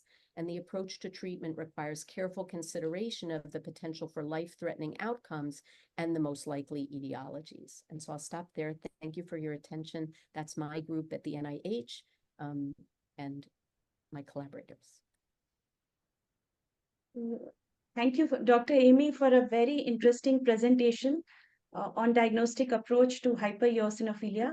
You have covered all the different types of hypereosinophilic syndromes and also stated the importance of secondary causes, which can be mimics of idiopathic HES.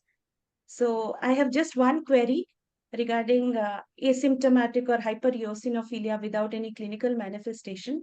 Is any monitoring needed, like for these patients? Like they could be asymptomatic for years, as you said.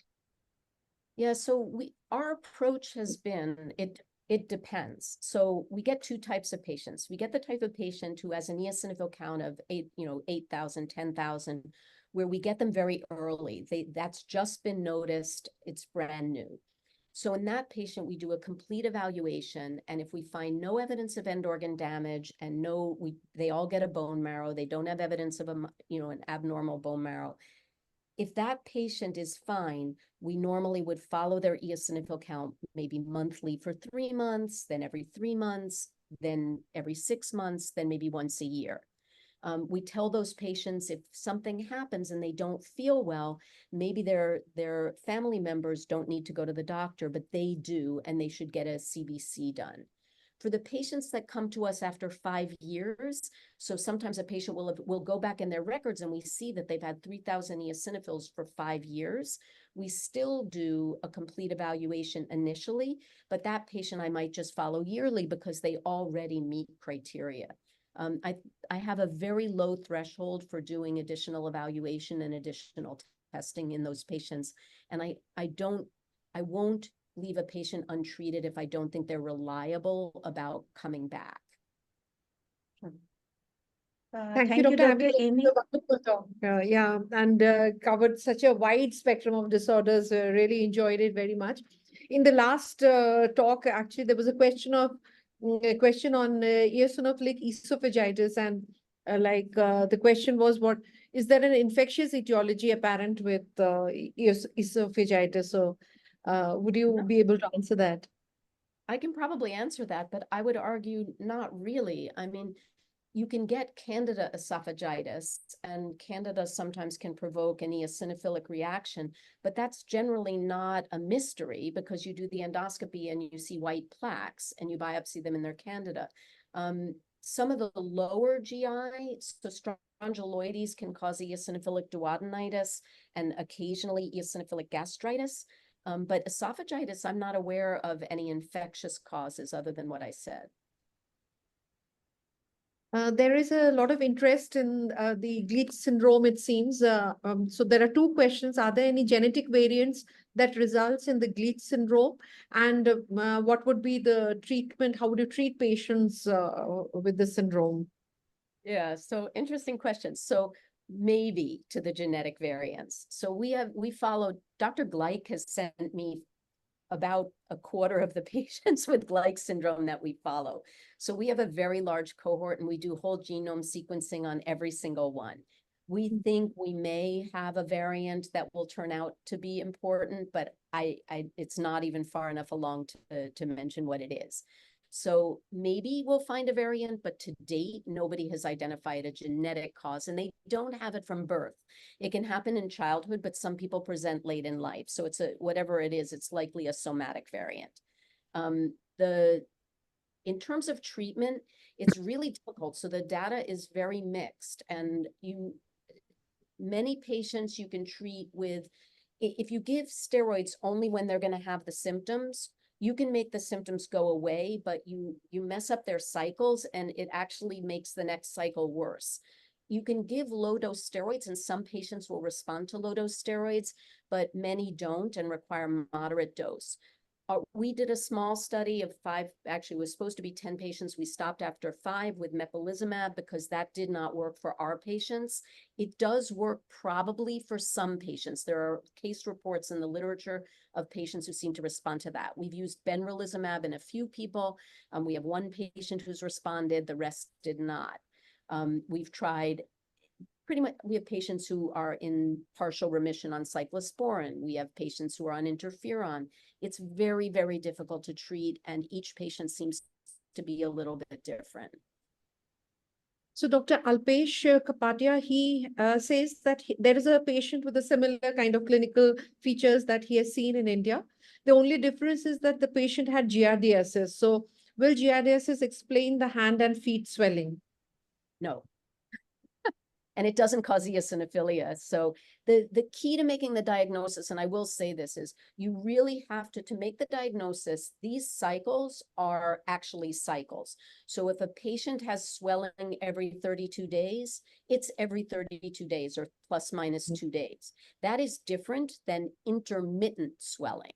So this is truly a cyclic disease. And so if you check them, if you have them keep a log, without any treatment, you can't, if you give them steroids, you can make them swell and not swell. So if you don't treat them and you give them a log, you can see cycles, and it's very classically cyclic.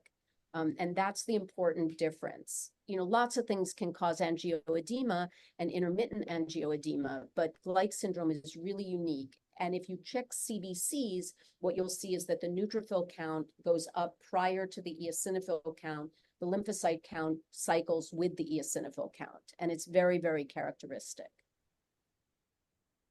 There's another question by Dr. Collins. Are there skin manifestations of HES characterized by excess eosinophils?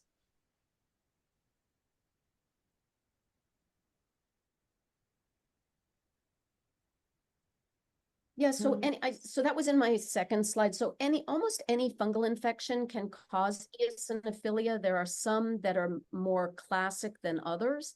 So for instance, coccidioides infection, which we have in the Western states, most of the time causes hypereosinophilia. Histoplasmosis can, but it's probably in 10 to 20% of people. almost, I've seen cryptococcal meningitis with eosinophilic meningitis. The fungal chitin can provoke eosinophilia, and so yes, you can see it. So Dr. Manupdesh Sachdeva mentions that what is the average counts or percentage of CD4 positive, CD3 negative lymphocytes in LHES usually noted, and that they have reported some percentages above 1% of all T cells, but do see such populations in percentages as low as 0.1% or more frequently in HES patients. So such low populations, whether they should be reported as anything significant, or is clonality on this aberrant CD4 positive cells, are they attempted in any of the cases? Yeah, so one of the problems is, as you probably know, TCR, PCR, it's not that sensitive. If you have less than 5%, you oftentimes don't pick up clonality that way. If you do it by flow, most laboratories have a normal range. Our normal range is also 1%. However, we know that we have some patients with lower percentages down to about 0.5%, where if we do more extensive lymphocyte phenotyping, we can show that that CD3 negative, CD4 positive T cell population also has other features of an LHES cell. So these are effector memory cells that have usually partial expression of CD7. They have expression of CRTH2 and CCR4 and CCR8. So there is a more extended phenotype. If you have the capacity to do that, then you might be able to diagnose a smaller percent, but I would argue most hospitals cannot do that. We do it on a research basis. Our clinical lab does not do that. So we use 1% also. And they can go as high. We have patients with 75, 80% clonal populations. So it's a very broad range. So I think we have just about finished our time for the sessions, and we're really happy to hear such wonderful two talks, extremely interesting. And on behalf of Rakhee and myself, we are very grateful to the society to have asked us to chair the session. Thank you so much. Thank you very, very much.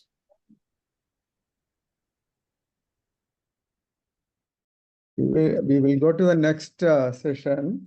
That is a topic on eosinophilia and immunodeficiency and rheumatological disorders, to be given by Dr. Alexandra Freeman.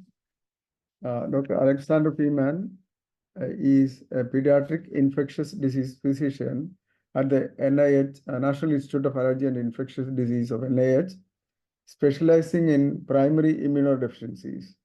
She trained at Georgetown University Medical School, Yale New Haven Children's Hospital, and Northwestern program in Chicago before joining NIH.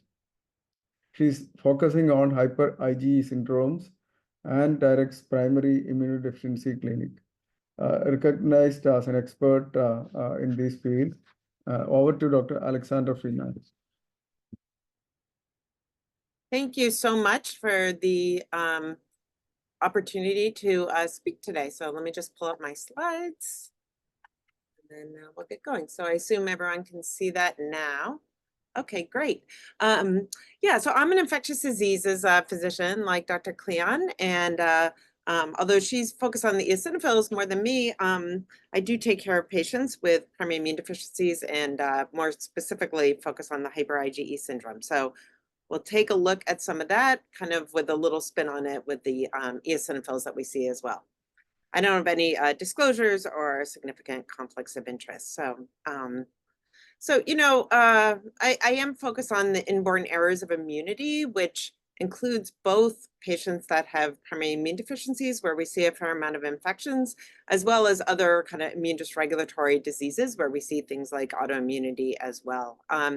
And, you know, that was a great talk, as always, by Dr. Klion. And I think, you know, sometimes her group will reach out to me if they are seeing a patient with high eosinophils, but there's too many infections, you know, if they're seeing pneumonias or candida or, you know, something else that's going on, because that's not usually a big part of the diseases that she was speaking about. And then I tend to get involved. But, you know, most of my patients are being referred due to the high IgE, and sometimes we see eosinophilia as well. So there's been a real explosion in the monogenic diseases that are associated with high IgE, as well as eosinophilia, that also have susceptibility to infections over the last bunch of years. So, you know, all of them sharing in common the, you know, either some degree of blood eosinophilia or IgE, sometimes with tissue involvement as well, and also having infections or immune dysregulation. And each of these diseases is really unique. I kind of put together some bubbles with some of the main features that we see, with some of the different defects listed. For instance, you know, we see patients with persistent or recurrent viral infections, such as skin viral infections, and we think about immune defects like Wiskott-Aldrich syndromes or DOC8 deficiency or PGM3 deficiency or dominant negative defects in CART11, or patients with bad bacterial infections or fungal infections, where we're thinking about STAT3, dominant negative hyper IgE syndrome, or some of the others that are listed, those with desquamative skin disease with things like Netherton syndrome or Omen syndrome, or IPEX, which can have a lot of autoimmunity early on with IPEX, or patients with a lot of connective tissue issues, such as those with TGF-beta related defects or STAT3, and of course, food allergies and some of these defects as well, and malignancy. So, you know, I'm just speaking for half an hour. I'm not going to go through all these defects. I decided to choose kind of a few of my favorites, a few that I see more frequently, to kind of go a little bit more into the clinical aspects of these, as well as some of the therapies we use to treat these inborn errors of immunity. So I'll start with the disease that I see the most of, which is hyper IgE syndrome from STAT3, dominant negative mutations. This was previously referred to as Job syndrome. So the initial description of Job syndrome was in the 1960s, and you can see in the picture there, that's the biblical Job being smote with boils. A few years later, IgE was identified, and this disease was put together as hyper IgE recurrent infection syndrome.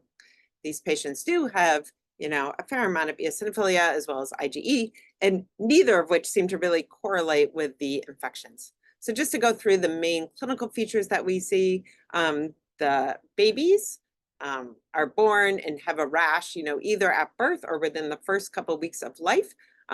If there is a family history, this is autosomal dominant, then the diagnosis can be made quite quickly because people are thinking about it. Otherwise, it's often delayed, you know, for often a few years before diagnosis is made. These skin lesions, if you scrape these, you do see a lot of eosinophils. These patients can be diagnosed with eosinophilic pustular newborn rashes, but, you know, evolves into more of a typical kind of eczematoid dermatitis. It's really often driven by Staph aureus colonization and infection. And, you know, we often have the patients on Staph suppressive antibiotics to prevent pneumonias, but also to help with the skin as well as antiseptics. And as the patients get older, these eczema type rashes are usually not a huge part of the phenotype. Also early in life, these patients often have staph abscesses, these boils. These can characteristically be cold in that they may not have that many symptoms. They tend not to be super painful or red or hot, but they are full of pus, and this is neutrophils that are in these. You know, it's not like a classic chemotactic type defect. In addition, they have recurrent pneumonias, also starting early in life, with the #1 cause being Staph aureus. We also see other pyogenic pneumonias like strep pneumo and Haemophilus influenza. And again, similar to the boils, these patients might not be that sick. This patient was actually known to have the disease, and she actually got this chest CT over a lunch break when she was at work and FedEx it to us. And we opened it up and said, you know, you have a big pneumonia. This is a MRSA pneumonia. And she flew up, you know, barely feeling sick. I mean, she knew she had a cough. She thought she had pneumonia, which is why she got the chest imaging done. And you can see the destructive lesions here in the lungs. And part of the issue in this disease is they don't heal very well. And these patients are often left with then pneumatoceles, like cysts in their lungs, as well as bronchiectasis, which then leads to other types of infections. They also have a lot of trouble with mucocutaneous candidiasis. This disease, you know, is really multi-system. Pretty much anywhere we look, we see issues. A lot of the patients have scoliosis that can be so severe that they need rods. They also have minimal trauma fractures. They have joint hyperextensibility. There's usually some degree of craniosynostosis. You can see with the kind of a little bit off head shape, often with a Chiari malformation that's usually asymptomatic. On the brain MRI, we see these focal white lesions, which is related to small vessel disease.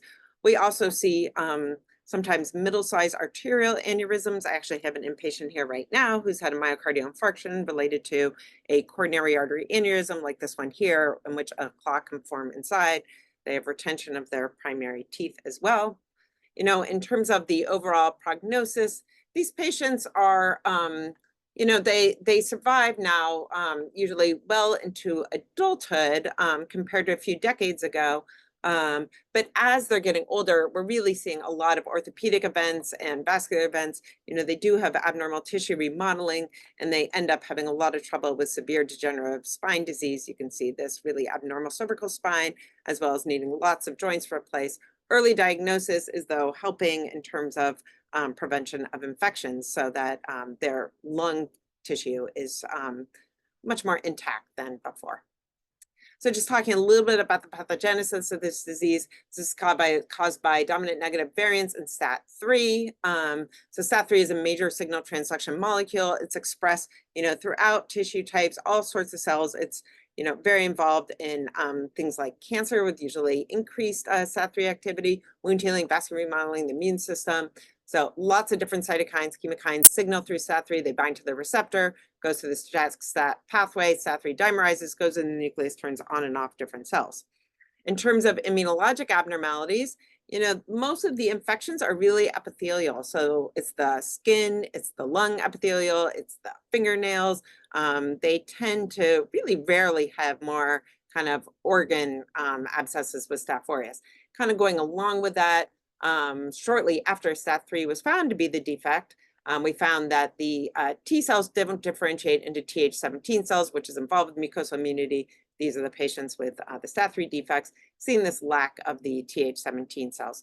They also have less memory T and B cells. With the less memory T cells, sometimes you'll see reactivation of viruses. So here's a younger child with shingles or zoster, as well as low memory B cells. So sometimes these patients need immune globulin replacement. Here, for the eosinophils, this is throughout our patient cohort. This is about 175 patients, saying that they can have, you know, eosinophils up into the thousands. You know, it doesn't seem to correlate much with the disease activity or with the IgE elevation. One thing that's interesting about this primary immune deficiency associated with high IgE and eosinophilia is that we actually see less food allergy and anaphylaxis than other causes of high IgE. We noticed this clinically and then kind of more systematically went through this through collaboration with Josh Milner, who used to be here at NIH.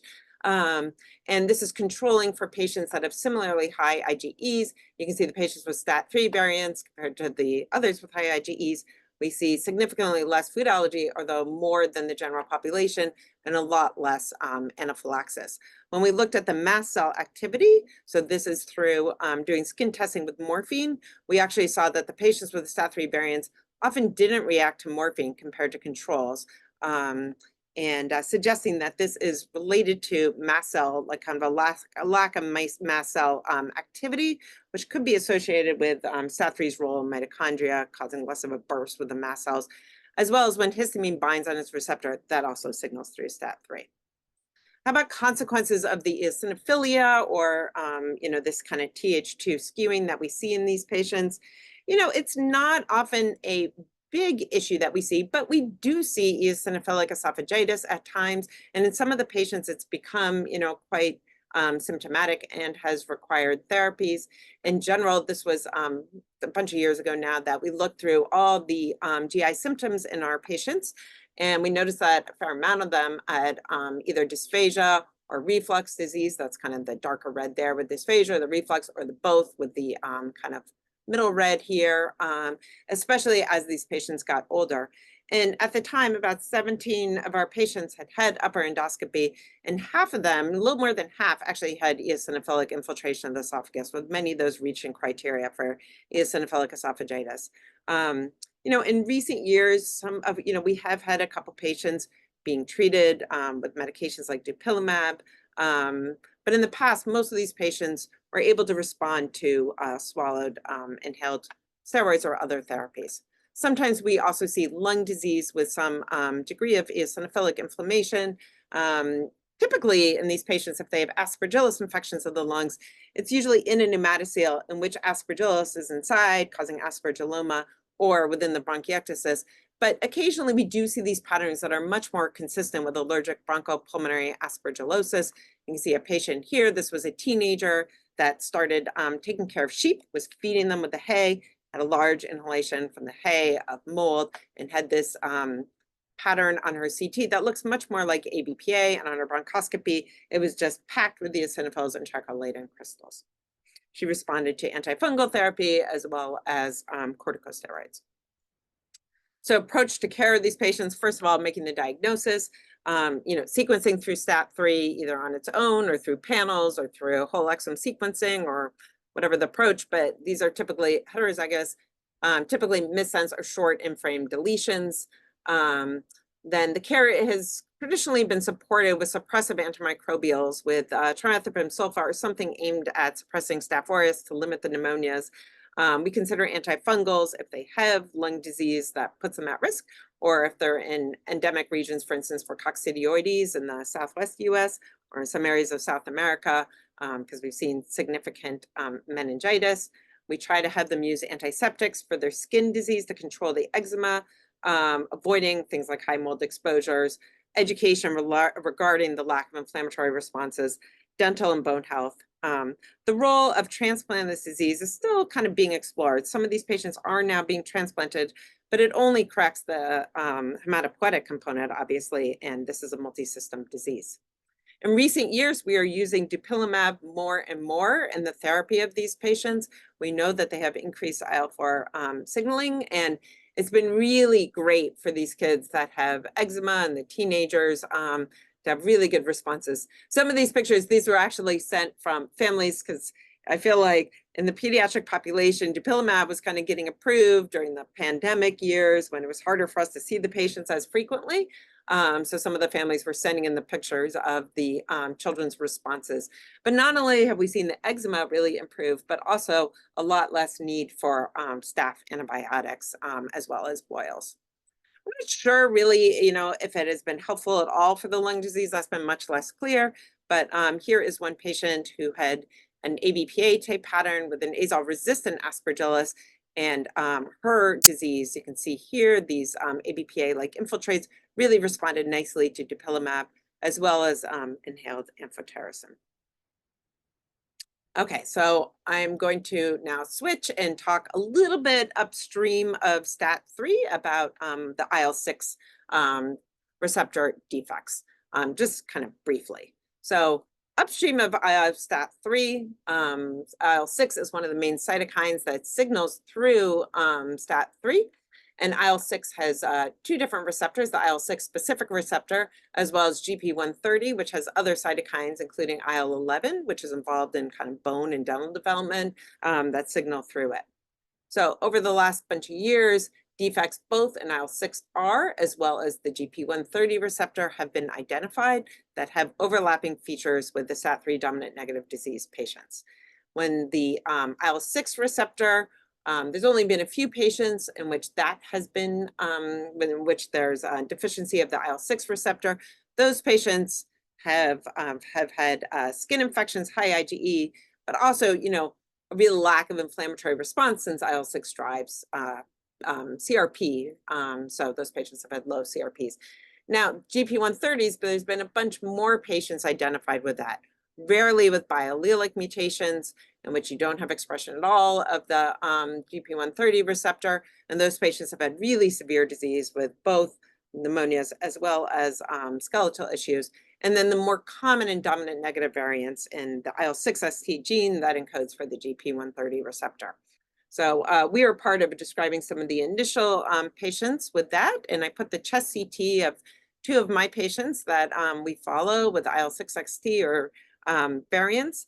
And what we think is interesting about this, and I thought, would be important to mention here, is that these patients have had, really destructive lung disease, I think is evident here. I mean, this one on the left, this was he's now in his early 20s, but this CT was back when he was about 9 or 10 years old. The one on the right was a patient in her early 20s. Now she's in her mid-20s. They've had frequent aspergillus infection, but they have had, you know, a higher incidence of allergic bronchopulmonary aspergillosis, you know, more eosinophils that we see as in their sputum and on their BALs as well. So we're trying to understand that now, why the defects in this gene might have more of an APPA type phenotype and more propensity to have aspergillus infection. Okay, now I'm going to switch and talk about DOCK8 deficiency. This was described in 2009, also at NIAID, and a bunch of patients that we were seeing in Helen Sue's lab described the genetic defect. This is an autosomal recessive combined B and T cell defect. It was initially described as autosomal recessive hyper-IgE syndrome, and it has progressive T lymphopenia over time, as well as poor specific B cell function. And this defect is is a pure immune deficiency compared to either the STAT3 defects or the IL-6 ST defects. And it's more severe with really quite significant infections. You can see here that these patients have a lot of trouble with viral skin infections. You can see these fingers that are really covered in warts, as well as the molluscum throughout this patient's neck. And I have a bunch of other pictures kind of showing some of the other manifestations that are listed here as well. So the pathogenesis of DOCK8, DOCK8 is involved in the actin cell cytoskeleton, so kind of how the cells move and how things move kind of within the cell. It is almost exclusively expressed in the lymphocytes, which means that it's correctable with hematopoietic cell stem cell transplants. And we think, you know, a lot of the issues why these patients have so much trouble with the skin viral infection is how the cells move through the matrix like a skin matrix is quite abnormal. And the cells get, you know, fragmented. I have a picture in a moment, and, you know, are unable to get where they need to do and function as they need to function. We call this cytothripsis. And this also prevents generation of the memory CD8 T cells in the skin. And there's some thought also that these cells becoming apoptotic in the skin leads in part to the Th2 skewing. So here's a picture. This is what within a matrix that's kind of like a skin matrix. And you can see the lymphocytes, what they're supposed to look like as they go through that matrix on top. And then here's a DOCK8 deficient patient in which you can see the lymphocytes become quite stretched out and abnormal and unable to function. You know, it's amazing how many viruses are really on the skin, even when the skin tissue looks intact. We have a collaboration with an investigator, a dermatology investigator here, Dr. Heidi Kong, where we've done skin microbiome examinations. And you can see here these patients on the left that have DOCK8 deficiency compared to the healthy volunteers. And the purple is all eukaryotic viruses compared to the green, which is bacteria. And, you know, swabbing skin that looks intact where we're not seeing any viruses still had mostly papillomaviruses like HPV. This is the blue that you see down here, kind of in the next bar. Or we saw things like molluscum, you know, the pox viruses, which you can see represented in yellow, or polyomaviruses here as well. We're following those patients now post-transplant as well and showing kind of the normalization of the skin microbiome over time. So this disease has a worse prognosis than we see in the STAT3 hyper-IgE syndrome patients. The overall survival is about 50% at 20 years old. And at that age, about 75% of them have had a life-threatening event, such as a bad infection or malignancy. So, you know, when we meet these patients, we really start talking to them about transplant. Here are just some examples of patients we've seen with really quite significant complications. Here's a 17-year-old that we ended up transplanting from Lebanon, and this is what her mouth looked like when we first saw her. It was quite ulcerative over a couple of years. This was actually a persistent herpes infection that improved a lot initially with valacyclovir therapy and then improved dramatically after transplant. A patient with bronchiectasis that we see fairly often from recurrent pneumonias. Here's a 15-year-old who had a Burkitt's lymphoma of the kidneys that had spread to her brain. Luckily responded to chemotherapy, and she was successfully transplanted. But we see both lymphomas either related to EBV or not EBV related, as well as squamous cell cancers related to HPV. here is a patient that actually came to us saying that he felt fine. He was just coming to see us in a break from college. On his brain imaging, when I was doing kind of a full evaluation, we found these lesions. This turned out to be JC virus PML.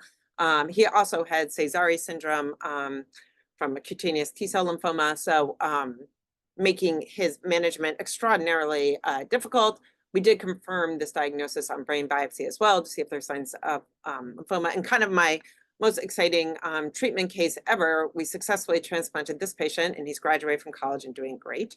We see cryptosporidea-related liver disease with portal hypertension. You can see the big spleen related to it in this patient. And we see vasculitis that we think sometimes we know sometimes is related to viruses like zoster. Sometimes we're not clear. Here is a 19-year-old from Turkey. And you can see the lack of middle cerebral artery on the right and basilar artery. Luckily, she was successfully transplanted, and a large aortic aneurysm as well. Looking somewhat at the labs in these patients, we do see fairly significant eosinophilia in these patients that resolves obviously with transplant, and progressive lymphopenia over time. These patients often have a low IgM, high IgE, although not necessarily, do they have to have a high IgE or eosinophilia.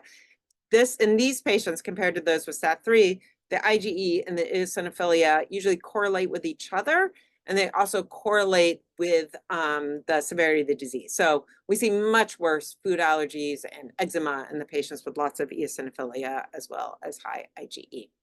In terms of eosinophil tissue complications, I think these days we try to get them to transplant before we see too much, but we have seen some with eosinophilic esophagitis.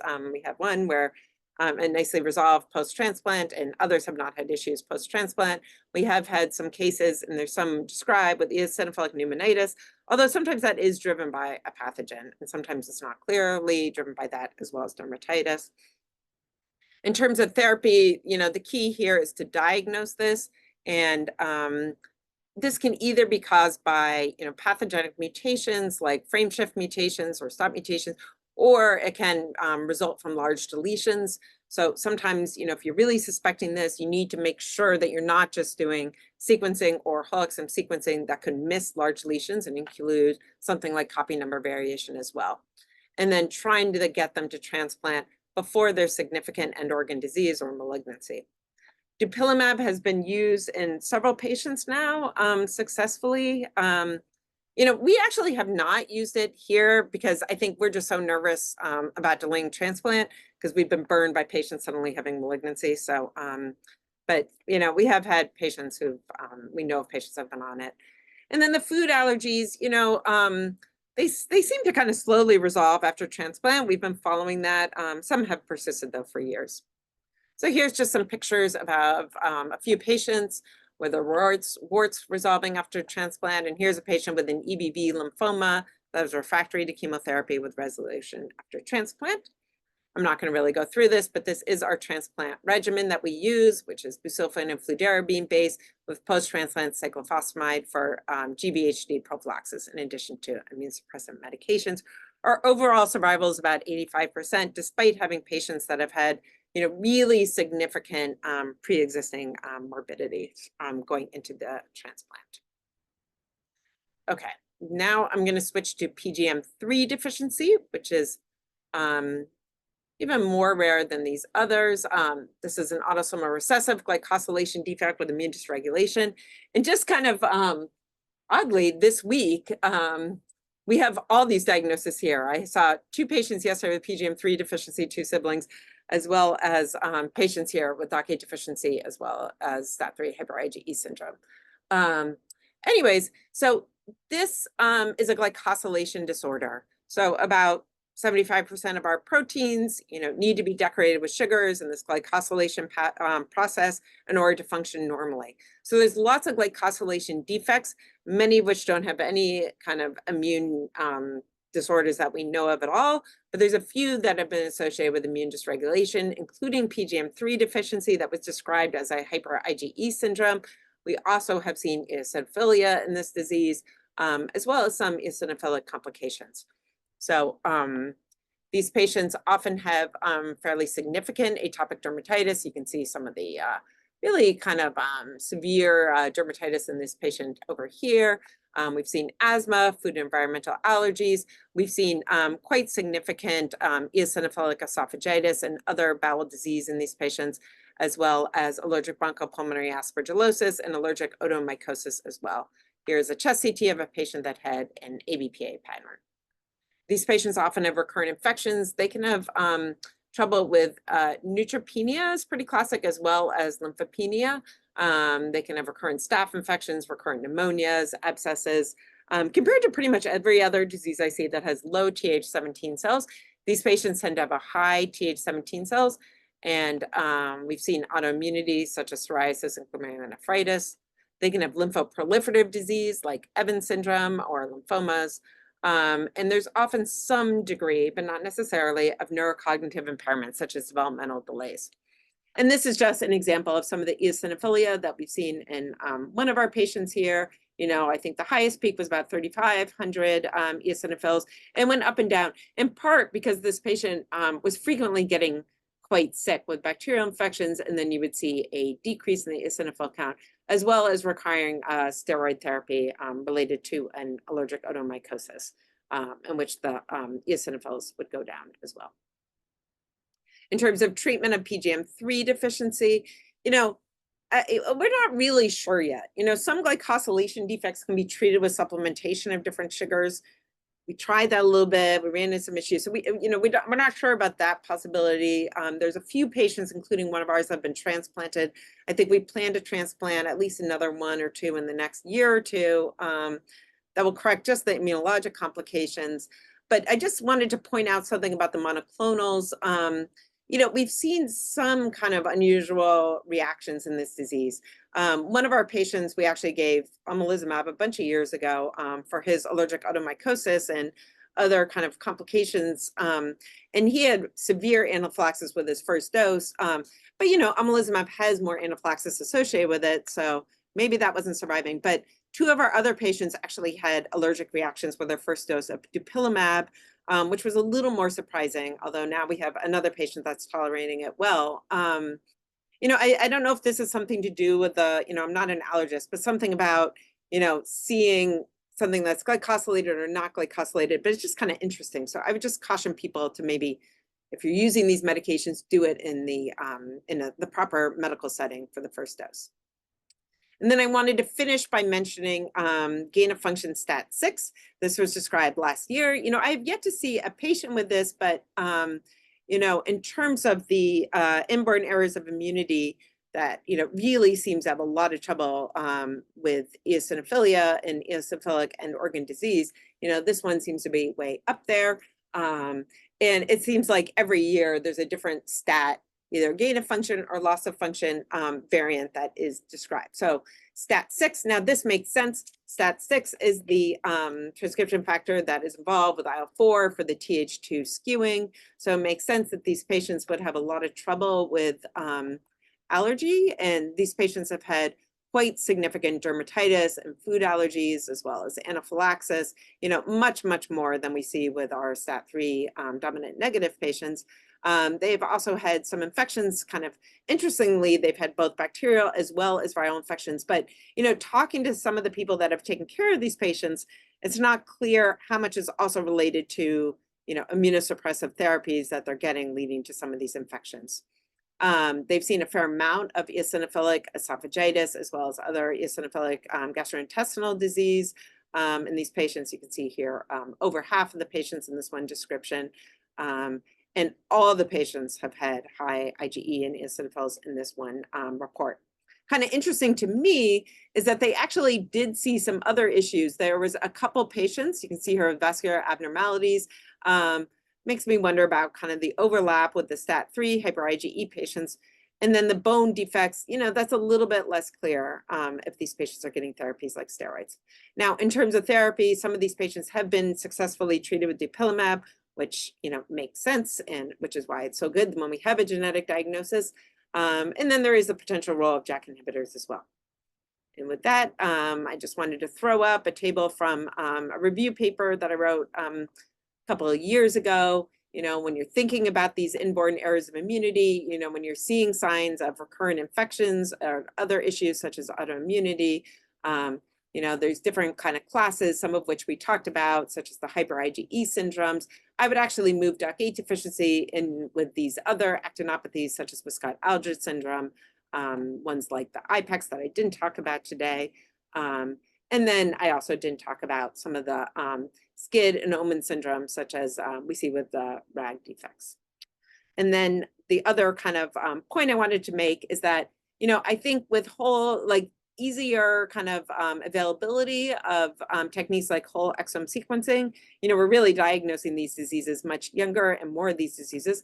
But you also have to realize there's somatic variants too, like STAT5B gain of function that can cause eosinophilic disease. And thank you to both my clinical group as well as my collaborating laboratories here as well, and our many, many patients and their referring teams. Thank you. Thank you, Professor Freeman, for that excellent talk, which dealt with congenital immunodeficiency states. I think there are no free or open questions. Dr. Pankaj, do you have any questions? Yes, thank you, Dr. Freeman, for your presentations, which is predominantly based on the immunodeficiencies, congenital immunodeficiencies.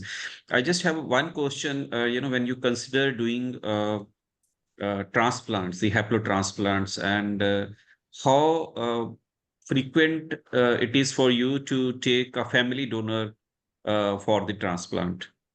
That's a great question. So, we have, NIH has the advantage, right, that our healthcare is free compared to, most of the healthcare in the United States. So we do transplant patients from all over the world here for DAC8 deficiency.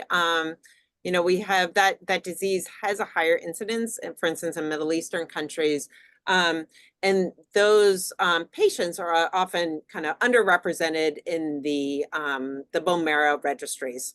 So we often don't have a fully matched unrelated donor if there is not a fully matched family donor. So, we have now done a fair amount of haploidentical transplants for that disease. It's probably about a quarter of our transplants for DAC8 deficiency have now been haploidentical, and we have we're really happy with our regimen right now. It's going well. We just transplanted someone, a haploidentical one, using a haploidentical donor, using the mother 5 weeks ago, and she sailed through it. But, I feel like we've had a fair amount of experience now. We use post-transplant cyclophosphamide, so we don't have to manipulate and do T-cell depletion of our marrows, because, we worry otherwise that we could have more viral complications. But yeah, it's gone well. So we don't see any issues related to the parent being heterozygous for DAC8 pathogenic variants in this in the transplant. So yeah, thanks. My question is, because if you take a family donor, and many of these family donor like parents, they may carry the genes, even though, they are not having the disease. So, you are taking the hematopoietic cells from the mother or father or from the siblings who may be carrying that gene mutation. So are you worried about, taking those hematopoietic cells? That was the question. Thank you. Okay. Yeah. No. So for DAC8 deficiency, we do not see a phenotype in the heterozygous carrier, so we do not worry about that. I would worry about that if it was autosomal dominant, but in DAC8 deficiency, we don't see a phenotype with the heterozygous. And now we have patients over 10 years out now using heterozygous donors, and we have not seen any issues related to that. So that has not been a concern. Thank you. There is one question. Do you advise testing of these mutations in all pediatric HES without a definite cause, or suggest testing only in cases with other immunodeficiency symptoms? Yeah, and I think for the type of diseases that I'm talking about, I think we would only do the genetic testing for the inborn errors immunities when there's other symptoms as well. Especially if it's harder to access the genetic testing. So in these diseases, usually within the first couple of years of life, you're seeing trouble with infections, which really then sets it apart from some of the Hypereosinophilia syndromes. And I think, then it's more indicated to do the genetic testing. I think people before genetic testing was as easily accessible, in the United States as it is now, we referred a lot of patients with high IgEs, often eosinophilia, that where they were worried about hyper IgE syndrome. And, I think for us, whether or not we'd find, for instance, a STAT3 mutation, in that disease, you really do see these other issues, the hyperextensible joints, the bone issues, and the infections that are mucocutaneous candidiasis, not in the setting, for instance, of just inhaled steroids, or you see true bacterial pneumonias and much less asthma. So that's kind of pointed us in the direction of which ones to do more thorough genetic testing on. DAC8 deficiency can be hard for the first year's life, but then you see the lymphopenia as well as the abnormal other kind of immune studies that pushes you in that way. So I think if it's easy to do genetic testing, of course, it's great to be able to do it. But I think it's really important when you get these kind of unusual infections to do it, to get a diagnosis so you can have proper therapy. Is dupilumab available in India? I don't know the answer to that. I think there are no questions anymore. So we'll probably wind up the session here. Thank you, Professor Freeman, and I request Dr. Pankaj Malhotra to introduce the next speaker. Thank you. Thank you.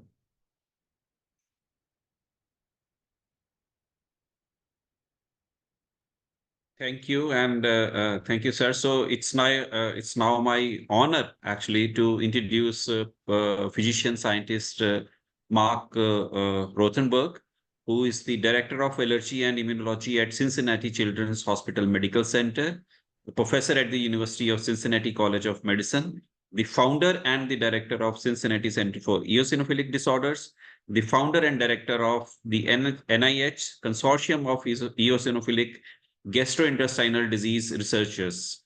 He has published more than 500 peer-reviewed articles, and I'm very happy to share that he has garnered more than 50,000 citations with an H-index of more than 130.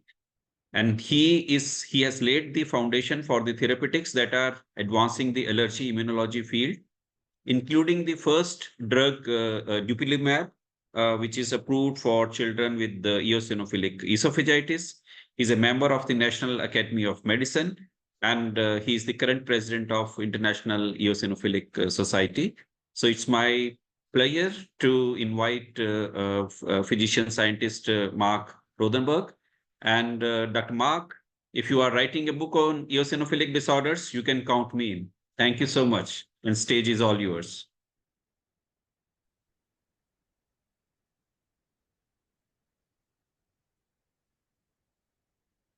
Thank you very much indeed. I take it that everyone can see these slides, which actually are the wrong ones. Excuse me for a second. The wrong talk. Let's see what we have here. Can you can't see my screen share now, right? Yes. Okay, thanks. Anyhow, this looks like the talk we were supposed to give today. Thank you very much. It's been amazing to hear the high quality talks, and I've learned so much today. Hope to also share some information that could be useful with all of you, which is focused today on the management of eosinophilia, focusing on new agents. The learning objectives today is to first review eosinophil depleting antibodies. I will review the mechanisms, their efficacy and safety, and then I will follow that with going over other new approaches that are emerging. I want to take this opportunity to thank Amy Klion, who's a colleague and friend who's helped me a lot with the slides today and provided a number of them. So thanks a lot, Dr. Klion. I want to start off by going back to some work that I did quite a long time ago when I was a PhD student. And I always, I'm happy about this, so I always show it, even though you might say, how relevant is this? In any event, when I was a student, we were trying to grow eosinophils from humans. And actually, I was initially working on basophils, but this was a negative control experiment. But what we found in this experiment was that eosinophils, contrary to what we thought would happen in the contemporary wisdom, ended up being long-lived cells, and we isolated them from the peripheral blood. We had thought that they would die rapidly, which was the view of most granulocytes at the time. But instead, we found when they were co-cultured with human endothelial cells, but not mouse fibroblasts, that they would have an extended period of time in vitro, and they underwent a number of changes, phenotypic changes in post-mitotic differentiation. Why I'm showing this to you is because we identified that there was a soluble mediator that was responsible for this. And we used this assay to screen patients with hypereosinophilia using this assay, which we called the eosinophil survival assay. And we first focused on patients that had some of the diseases which we've heard about today, which was the hypereosinophilic patients. And we found indeed that the hypereosinophilia patients had serum that had eosinophil survival activity, which you can see on the left compared to control individuals. We then subsequently received an antibody that was generated by Professor Takatsu in Japan, who was working on eosinophils and IL-5 growth factors, particularly actually B-cell factors, B-cell growth factors, which turned out to also have eosinophil activity. And we used this antibody against this cytokine and were able to deplete the activity. So this was the first demonstration that IL-5 was involved in human disease. And this provided some of the foundations, along with a lot of other work, that led to the new class of drugs, which are the anti-IL-5 therapeutics or anti-eosinophil therapeutics, which is shown here. And I just want to emphasize the timetable here, because this work started off quite early in the 1980s, before I was involved in 1989. This was work done with basic science, immunology, research by Takatsu and others, identifying IL-5 as being a B-cell growth factor, but then also showing that it was an eosinophil stimulating factor in mice. And then our work in 1989 showing it was involved in human disease, and then a series of work in 1990s looking at mouse models of different eosinophilic diseases with a strong focus because of the importance of eosinophils potentially in asthma and the murine models of asthma, leading to clinical trials with antibodies that were generated by companies, which I'll talk about, which are humanized antibodies that neutralized IL-5, and then going through a series of different studies, initially negative, but then subsequently very strong data that emerged when patients were realized to have different endotypes associated with eosinophil high asthma patients, which was really a marker of moderate to severe asthma, and then successful phase 2 and 3 trials all the way back in the 2010s, and then the approval of the first new drug for asthma actually in 12 years, which is a whole new class of drugs targeting eosinophils. And now we have a number of these drugs that are really changing the outcome for people with eosinophilic diseases, and I'll talk a little bit about that today. So today we have three main drugs. There's actually three that are approved by the agencies, one that's also been used but not approved, and two of these drugs are neutralizing antibodies against IL-5, so they completely block the activity. One of them is an antibody, benralizumab, that binds to the IL-5 receptor that's relatively selective on eosinophils, the IL-5 receptor alpha chain. And it causes not only blockade of IL-5 binding, but more importantly, it's been engineered to mediate antibody-dependent cellular cytotoxicity, so the eosinophils are eliminated by cytotoxic mechanisms. Lirentelimab works by a similar mechanism, targeting a different antigen that's selective for eosinophils called Siglec-8, and this does deplete eosinophils as well, but it's not yet FDA approved. So these are the agents that are targeting eosinophils directly, and I'll talk about them today. This is some early work that we did with the antibody against IL-5 called mepolizumab, also known as Nucala. And what I want to show here, which was pretty striking to us, was the activity that the drug has, which is that these patients in this case had moderate eosinophilia, 450, and they then subsequently were treated with the antibody. This was an intravenous infusion at the time. And what you can see here, what I want to draw your attention to, is that this drug works rapidly. Eosinophils really plummet, and they remain sustainedly decreased even after the antibody, but they do rebound, which is not shown here, depending upon the half-life of the antibody in most patients. So what was also not shown here is this is very selective for the eosinophil lineage. You don't see effects on other lineages, and also this is very well tolerated. So this then led to a number of studies, which are summarized here, particularly initially focused on hypereosinophilic syndromes. And we'll refer you to this particular early study that I participated in, looking at the ability of mepolizumab compared to placebo to lower the prednisone dose in patients that were dependent upon prednisone. And you can see that it did work compared to the placebo. It had a substantial impact on the steroid sparing effect. Subsequently, there was other studies done to look at patients who were prednisone free, and this is showing you that these patients indeed have an increased rate of response in terms of reducing the prednisone need. There's also work by Klion's group at the NIH showing in other studies that hypereosinophilic patients will respond to this treatment, particularly those that don't have the myeloid variant, which we heard about earlier. They would more likely need to respond to the tyrosine kinase inhibitors. There was subsequent other studies by Florence Rufosi, who showed and demonstrated in phase 3 multi-site studies that mepolizumab had an impact on clinically relevant outcome measurements, in this case looking at the number of flares of the disease, particularly measured by episodes of flare, primarily fatigue episodes that were used to as registration criteria to get this drug approved by various agencies. And you can see a very dramatic difference between the drug with this clinical outcome measurement compared to the placebo. The drug lowering the flares compared to the placebo. The other disease that's related to hypereosinophilic syndrome that this drug is now approved for is eosinophilic granulomatous polyangiitis, EGPA, or Churg-Strauss syndrome.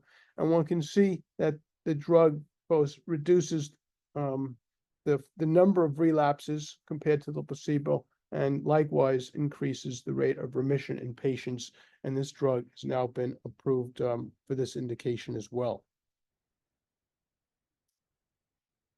So additional information about mepolizumab is that it has been around for quite a while, over 20 years. It has an excellent safety profile.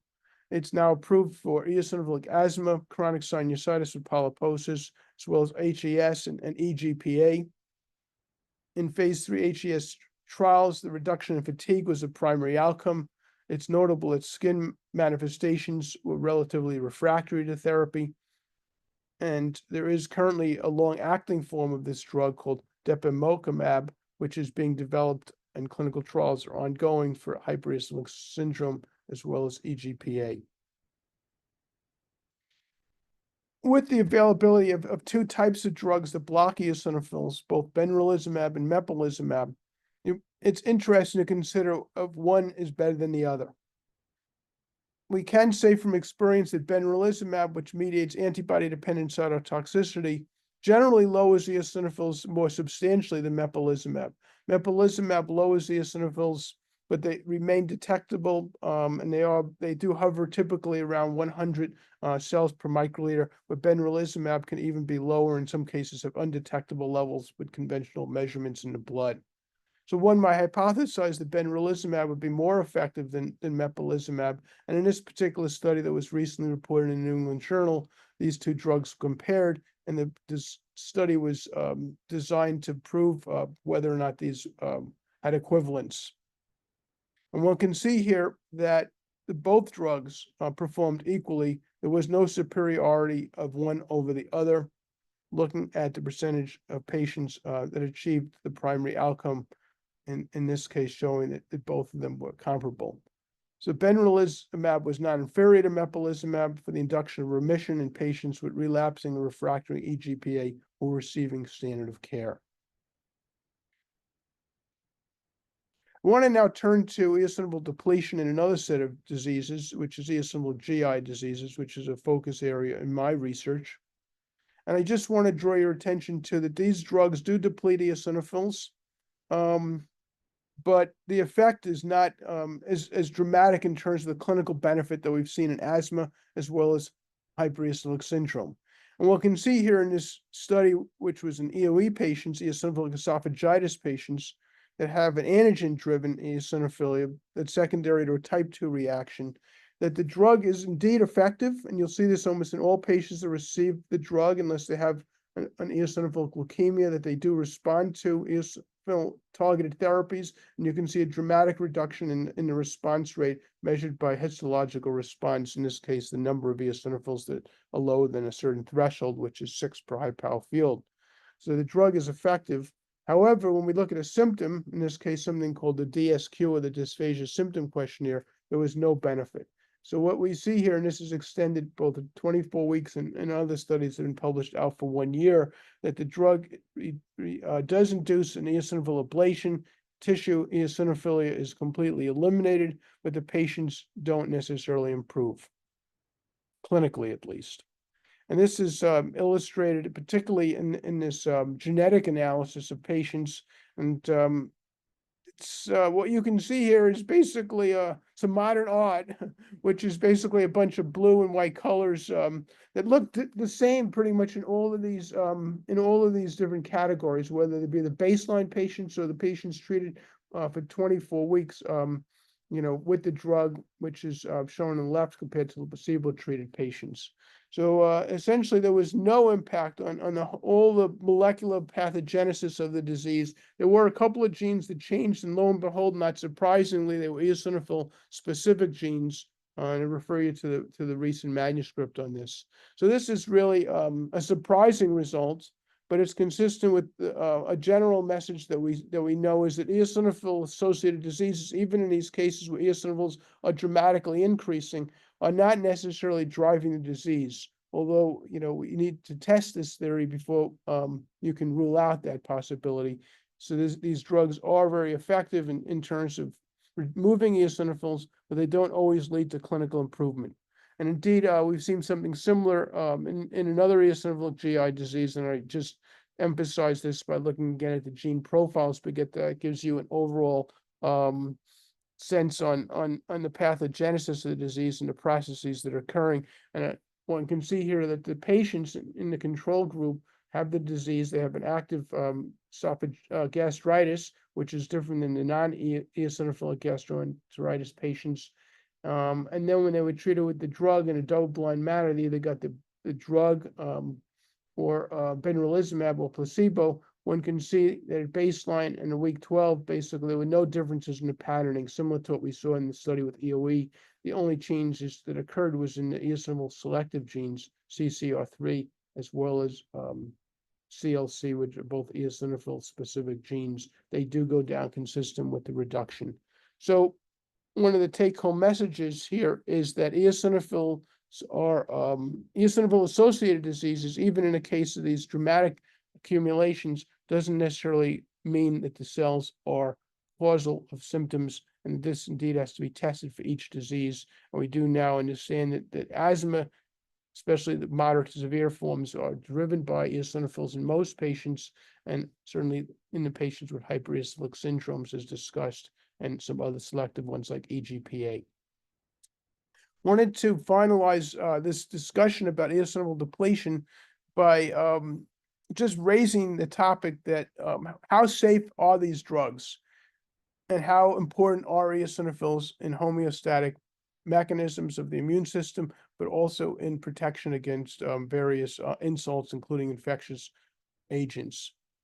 And this topic was discussed in this paper, and I refer you to this subject field manuscript, where we basically describe what we call human eosinophil knockouts, which was really just a pun on the fact that we were able to knock out these cells in mice, and now we had ability to knock them out with different drugs. So essentially testing a major hypothesis moving from mice to humans is what is the consequences of eosinophil loss in humans. Now, in mice and other experimental species, eosinophils have been linked with a lot of protective roles against parasites, against cancer, involvement in even in protections against viral infections. But what we see in humans, however, is that these drugs are very well tolerated and that eosinophil knockouts do not have any obvious consequences on host immune responses. So eosinophils, at least probably from most of our data, and be interested to hear what the experiences are in India, appear to be more of a vestigial arm of the immune system that's relatively dispensable, and certainly in patients that have eosinophilic syndromes, one should not hesitate to use these drugs because they are very safe and it does not seem to be large ramifications or even modest ramifications of knocking out human eosinophils.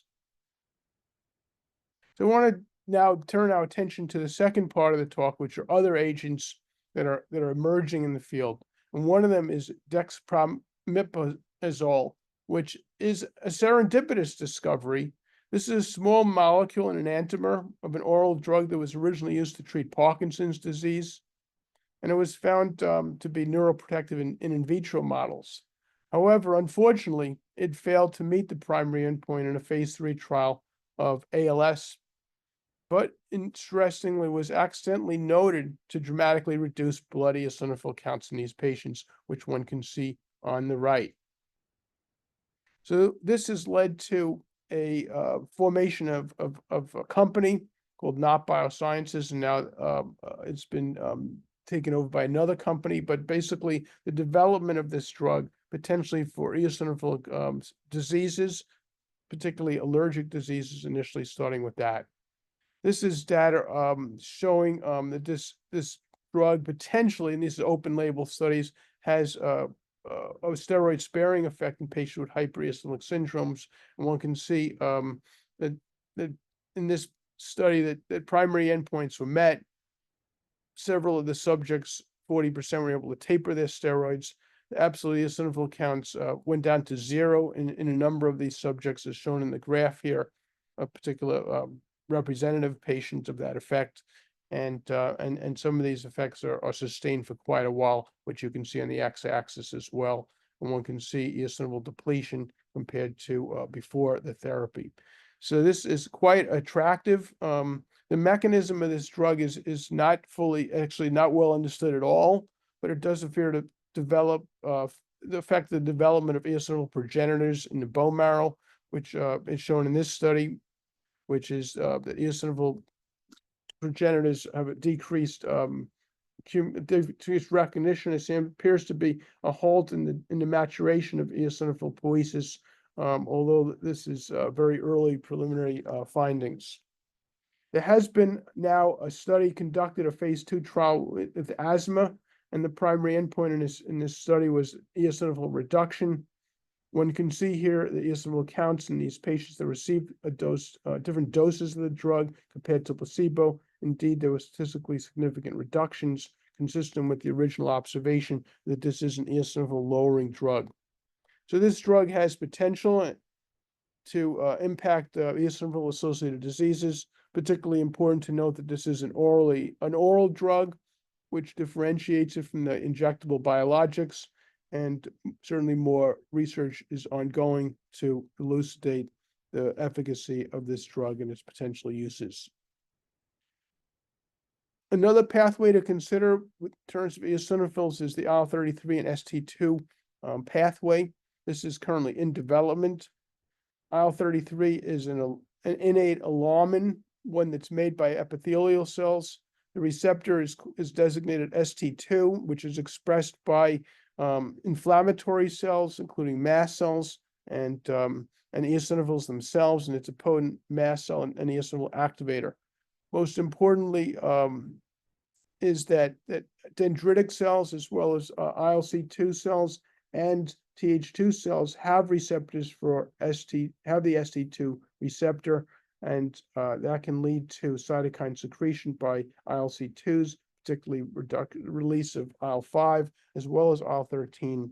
So this is a very potent early upstream cytokine involved in the development of type 2 immunity, and antibodies have indeed been developed against it. There's a series of antibodies that have now been put through human clinical trials, early trials that not yet approved therapies.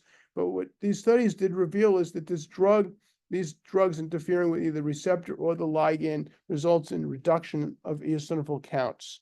Now, the effects are fairly modest compared to agents that directly target eosinophils, but this is a drug that will likely be emerging in terms of the treatment of eosinophil-associated type 2 immune diseases. Another drug that's important in the field and one now that's approved is drugs that target the thymic stromal lymphopoietin.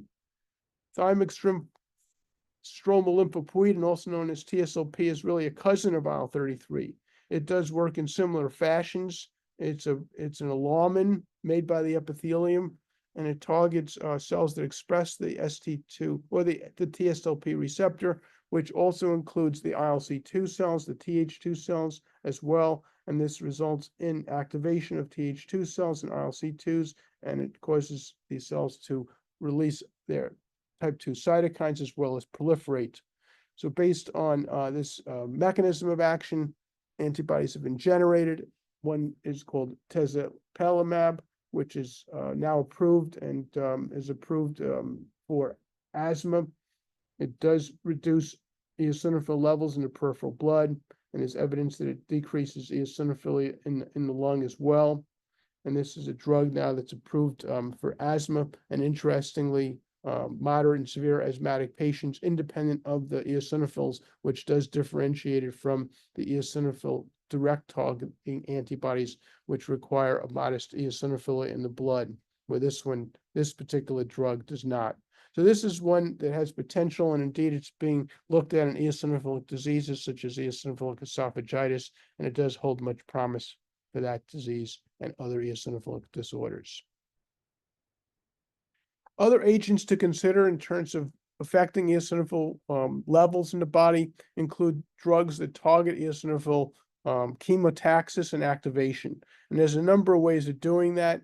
There are now drugs that block the pathway shown, particularly in this slide, which include blockers of prostaglandin D2 signaling, particularly CRTH2 antibodies, as well as drugs that target the eotaxin pathway, including its receptor or the ligands with antibodies, as well as drugs that block the IL-5 receptor, which targets the beta common chain, in addition to the IL-5 receptor alpha chain, and then other cytokines included in that share the beta common chain would be neutralized. I want to focus attention now on the drug that's having a big impact, as we heard about in the prior talk, on eosinophilic disorders that affect the primary immune system, which is drugs that target the IL-4 and IL-13 pathway, particularly the dupilumab, which is a drug that's having a big impact on allergic diseases. So this is these are some of the pathways that are available to block type 2 immunity. And one can target the receptors, particularly the IL-4 receptor. One can target the ligand, such as IL-13, with these particular drugs. And you can also target the signal transduction pathway, particularly with JAK inhibitors that are indicated here, that are also available and approved under certain indications. Wanted to draw your attention to the dupilumab, especially because I showed earlier the disappointing results with eosinophil depleting antibodies in the disease eosinophilic esophagitis. In this case, the dupilumab indeed had an expected effect on lowering eosinophils. This is the percentage of patients that achieved the low levels of eosinophils, which was very substantial compared to the placebo. You might note that this response rate is certainly lower than we saw earlier with the benralizumab, but it is very different than the placebo. What's more important than that is that the drug lowered the clinical outcomes or improved the dysphagia symptom questionnaire, which is improving the clinical well-being of the patient, a measurement of that. And one can see here that when this drug is delivered every week, and this is a subcutaneous injection, compared to the placebo, that there was a decrease in the symptom score. So this drug, unlike the hit diagram that I showed before with the transcriptome, this drug has massive, broad effects on the genetic and pathogenesis of the disease. This is a complicated slide, which certainly looks a lot more different than the slide I showed you before, which showed that everything was the same. In this case, we can see two patterns. One has a gene pattern that's down in this direction, and the other one is up here, which is basically all the patients treated with the drug end up having a reversibility of this disease-associated transcriptome. So these are patients that are either getting the placebo or the patients are at baseline. These patients are getting placebo or the baseline again, and these are the patients that get the drug either every week in another part of the study, or every 2 weeks, and these are the ones that get extended out to 52 weeks. So basically, this drug is very effective at not only lowering eosinophils, but also reversing the cardinal pathways as shown through this broad spectrum approach with molecular analysis. This slide summarizes the different effects that the interference of type 2 immunity has on an eosinophilic disease, such as eosinophilic esophagitis. And in this case, we know that eosinophilia is reduced with the anti-type 2 immunity, blocking the IL-4 and IL-13 pathway. This is mediated through some of the pathways we showed earlier, particularly reductions in IL-5 levels. We also know that the eosinophil chemoattraction pathways is reduced by this drug. A lot of that is downstream from IL-13 signaling, which is blocked by the dupilumab, and this leads to a reduction in the eotaxins that are made in the tissue that attract the eosinophils, along with the IL-5, causing the eosinophil growth and priming them for the response to the eotaxin. And we also see changes in barrier function, tissue remodeling, and angiogenesis that are all downstream from the ability of IL-4 and IL-13 to signal on different cell types that are present in the tissue and just defective in type 2 immune responses, such as eosinophilic esophagitis. So to close, wanted to just summarize some of the factors to consider when choosing biologics for the treatment of eosinophilia. It certainly depends upon the clinical type of the disease you have, the patterning of clinical involvement, concomitant diseases. If someone is more allergic and has chronic sinusitis disease or asthma, for example, one might think more about blocking type 2 immunity than simply blocking eosinophils. Certainly, the route of administration is important. The potential side effects, and I didn't go over that today, but certainly blocking type 2 immunity has more side effects than just blocking eosinophils, which is relatively, safe. Certainly, insurance factors are big issues in the United States, where some of the companies have different payments that are required by the patients, and some will or will not approve these drugs. Wanted to finally mention that although IL-5 is involved in these pathways, there's yet to be any data that substantially links levels of IL-5 with choosing the types of therapy that one should go on. So some patients indeed have very high levels of IL-5, and that's in the plasma, for example, and one might hypothesize that those are the patients that should be treated with anti-IL-5, but it turns out that the levels of IL-5 are not predictive factors for clinical response to the anti-eosinophil therapeutics. How to choose, and this is really a summary. Mepolizumab is now approved for severe asthma, chronic rhinosinusitis with nasal polyps, hypereosinophilic syndrome, as well as EGPA. It does have a pediatric indication. It is administered through an auto-injector. It's typically given every month for asthma and chronic rhinosinusitis, but for EGPA and HES, it's a higher dose needed, and that's important to note. Benralizumab is also approved for severe asthma. It does have a pediatric indication. It does have an auto-injector. The amount that's used is lower, but that's really not that consequential because it's a simple injection. The initial dosing, however, is a little different. It's given initially every 4 weeks, and it's recommended to switch that to every 8 weeks if that's tolerated. Sometimes it's not tolerated, but you can follow the eosinophil levels to determine how effective it is working. It lowers the eosinophils more effectively than the mepolizumab, but that hasn't necessarily translated into more clinical benefit, although it's certainly worth trying sometimes if mepolizumab isn't working. And it may be more effective in some patients and only by testing it will you be able to determine that, because there's no predictive factors to differentiate these two drugs presently. Dupilumab has a wider indication. It's approved for moderate and severe asthma, chronic rhinosinusitis, atopic dermatitis, prurigo nodularis, as well as EoE, and there's very promising results now at COPD. It's not approved for HES and EGPA, but it should be considered under some conditions. It is approved in pediatrics, it's down to 6 months and over, particularly for asthma, and over 1 year for EoE. It does have dosing is dependent upon the weight of the individual, and it can be given every 1 to 4 weeks, depending upon the disease. It may involve a loading dose.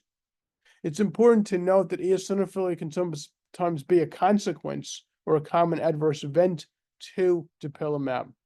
I didn't go into this today, but if you imbalance the chemokine production, which is blocking IL-13, where IL-13 and the chemokines are lowered, and you still have sustained IL-4 production, it's theoretically, that could be a theoretical mechanism to explain the eosinophilia, which can be consequential in a number of patients, certainly patients with asthma that get treated with eosinophilia, with dupilumab can develop eosinophilic consequences, and the eosinophils can certainly become quite high and sometimes be associated even with hypereosinophilic syndrome and EGPA development. So this is a known consequence and something to be watching out for. And it would be, you'd have to certainly use great caution to particularly treat those diseases with this drug. Finally, the tezepelumab is now approved for severe asthma, including pediatrics down to 12 years of age. It is given as an auto-injector. It's given every 4 weeks, and it does lower eosinophils as well. In conclusion, the number of targeted therapies for eosinophilia continues to increase. Eosinophil depletion in humans is surprisingly safe. Eosinophil depletion can be very efficacious for certain diseases such as asthma, but not for eosinophil GI diseases. Eosinophil depletion can be achieved by depleting IL-5, such as mepolizumab, or through an antibody-dependent cytotoxic mechanism, such as benralizumab. And eosinophil depletion can also be achieved through more indirect mechanisms, such as anti-IL-4 receptor alpha, anti-TSLP, or anti-IL-33 ST2. Want to just acknowledge my research team that's working on these processes and contributing to our understanding, which includes a number of experts that I'm fortunate to be able to work with in multiple disciplines indicated here, and as well as the funding agencies indicated, particularly foundations, the Cured Foundation, the Consortium of Eosinophilic GI Disease Research is funded by the NIH, as well as private foundations listed here. Thank you very much for your attention. Thank you, Dr. Rothenberg, for this excellent talk and giving us the overview of the newer therapies which are coming. If I can start with the question sessions. So what do you think, is there any role of the combination of therapies, combining the different therapies which have different mechanism of action? Yes, there is a role for that, and there are patients that get treated, for example, with mepolizumab and dupilumab, which is I don't think that's been reported, but it can be done under certain scenarios. It doesn't seem to be drug reactions. But I would also draw your attention to the emergence of bispecific antibodies, which is a hot topic, and emerging ways that we'll be able to block things like that in a patient with a single antibody and other drugs that are being developed. Right. So there is one question in the chat box by Marc Curley. The question is, what do you think of hypereosinophilia observed during the dupilumab therapy? It may be a problem. Do you think that the dupilumab may be effective in EGPA? Although you have covered this question, but if you can answer in a little bit more detail. Thank you. I think that the eosinophilia that develops when patients with dupilumab is something that's of noteworthy interest, and one should certainly not ignore that and follow it. It depends on the clinical context. Certainly, people that become clinically symptomatic, should be very carefully watched and treated urgently, because you can have acute decompensations and problems associated with the the side effects, which is documented. I would use caution in using dupilumab in AGPA, and I don't have any direct experience with that, but I'm happy to open it up to other speakers as well, or anyone else that has comments on that. Looks like Amy's locking in. Yeah, so I can comment on both. So we presented data at the Quad AI meeting, a series of patients with eosinophil counts greater than 1,500 who were treated with dupilumab because of an indication that it's approved for. And the incidence of eosinophilia was very high, and the risk of complications was much higher than what's been reported. So I would use extreme caution. The French group published a study of using dupilumab to treat EGPA in a very nice controlled way. And what they showed is that dupilumab does not prevent the vasculitic exacerbations, and they saw eosinophilic exacerbations in those patients. Their conclusions were that you should really use a lot of caution using dupilumab in patients with known EGPA. So our data agrees with theirs. Thank you, Amy, for this answer. Dr. Sasidharan, do you have any question? I think the topics have been well covered, and we had excellent seminar on eosinophilia and its problems. And I must take this opportunity to thank IES for associating with ISHBT and PGI. And I must thank all the speakers and the attendees and the coordinators for making it a wonderful session. Any other comments from others? I'll second that. It's been wonderful set of talks and discussion, and we look forward to moving ahead together and thinking about ways we can move from here. And this should be a beginning of more dialogue and interaction. Thank you very much for your partnership today, and we wish you a wonderful day. And night, really, over there. Okay, thank you. Thank you. Thank you very much. Thank Thank you you. all. Take care. Thank Bye-bye. you. Thanks all. Take care.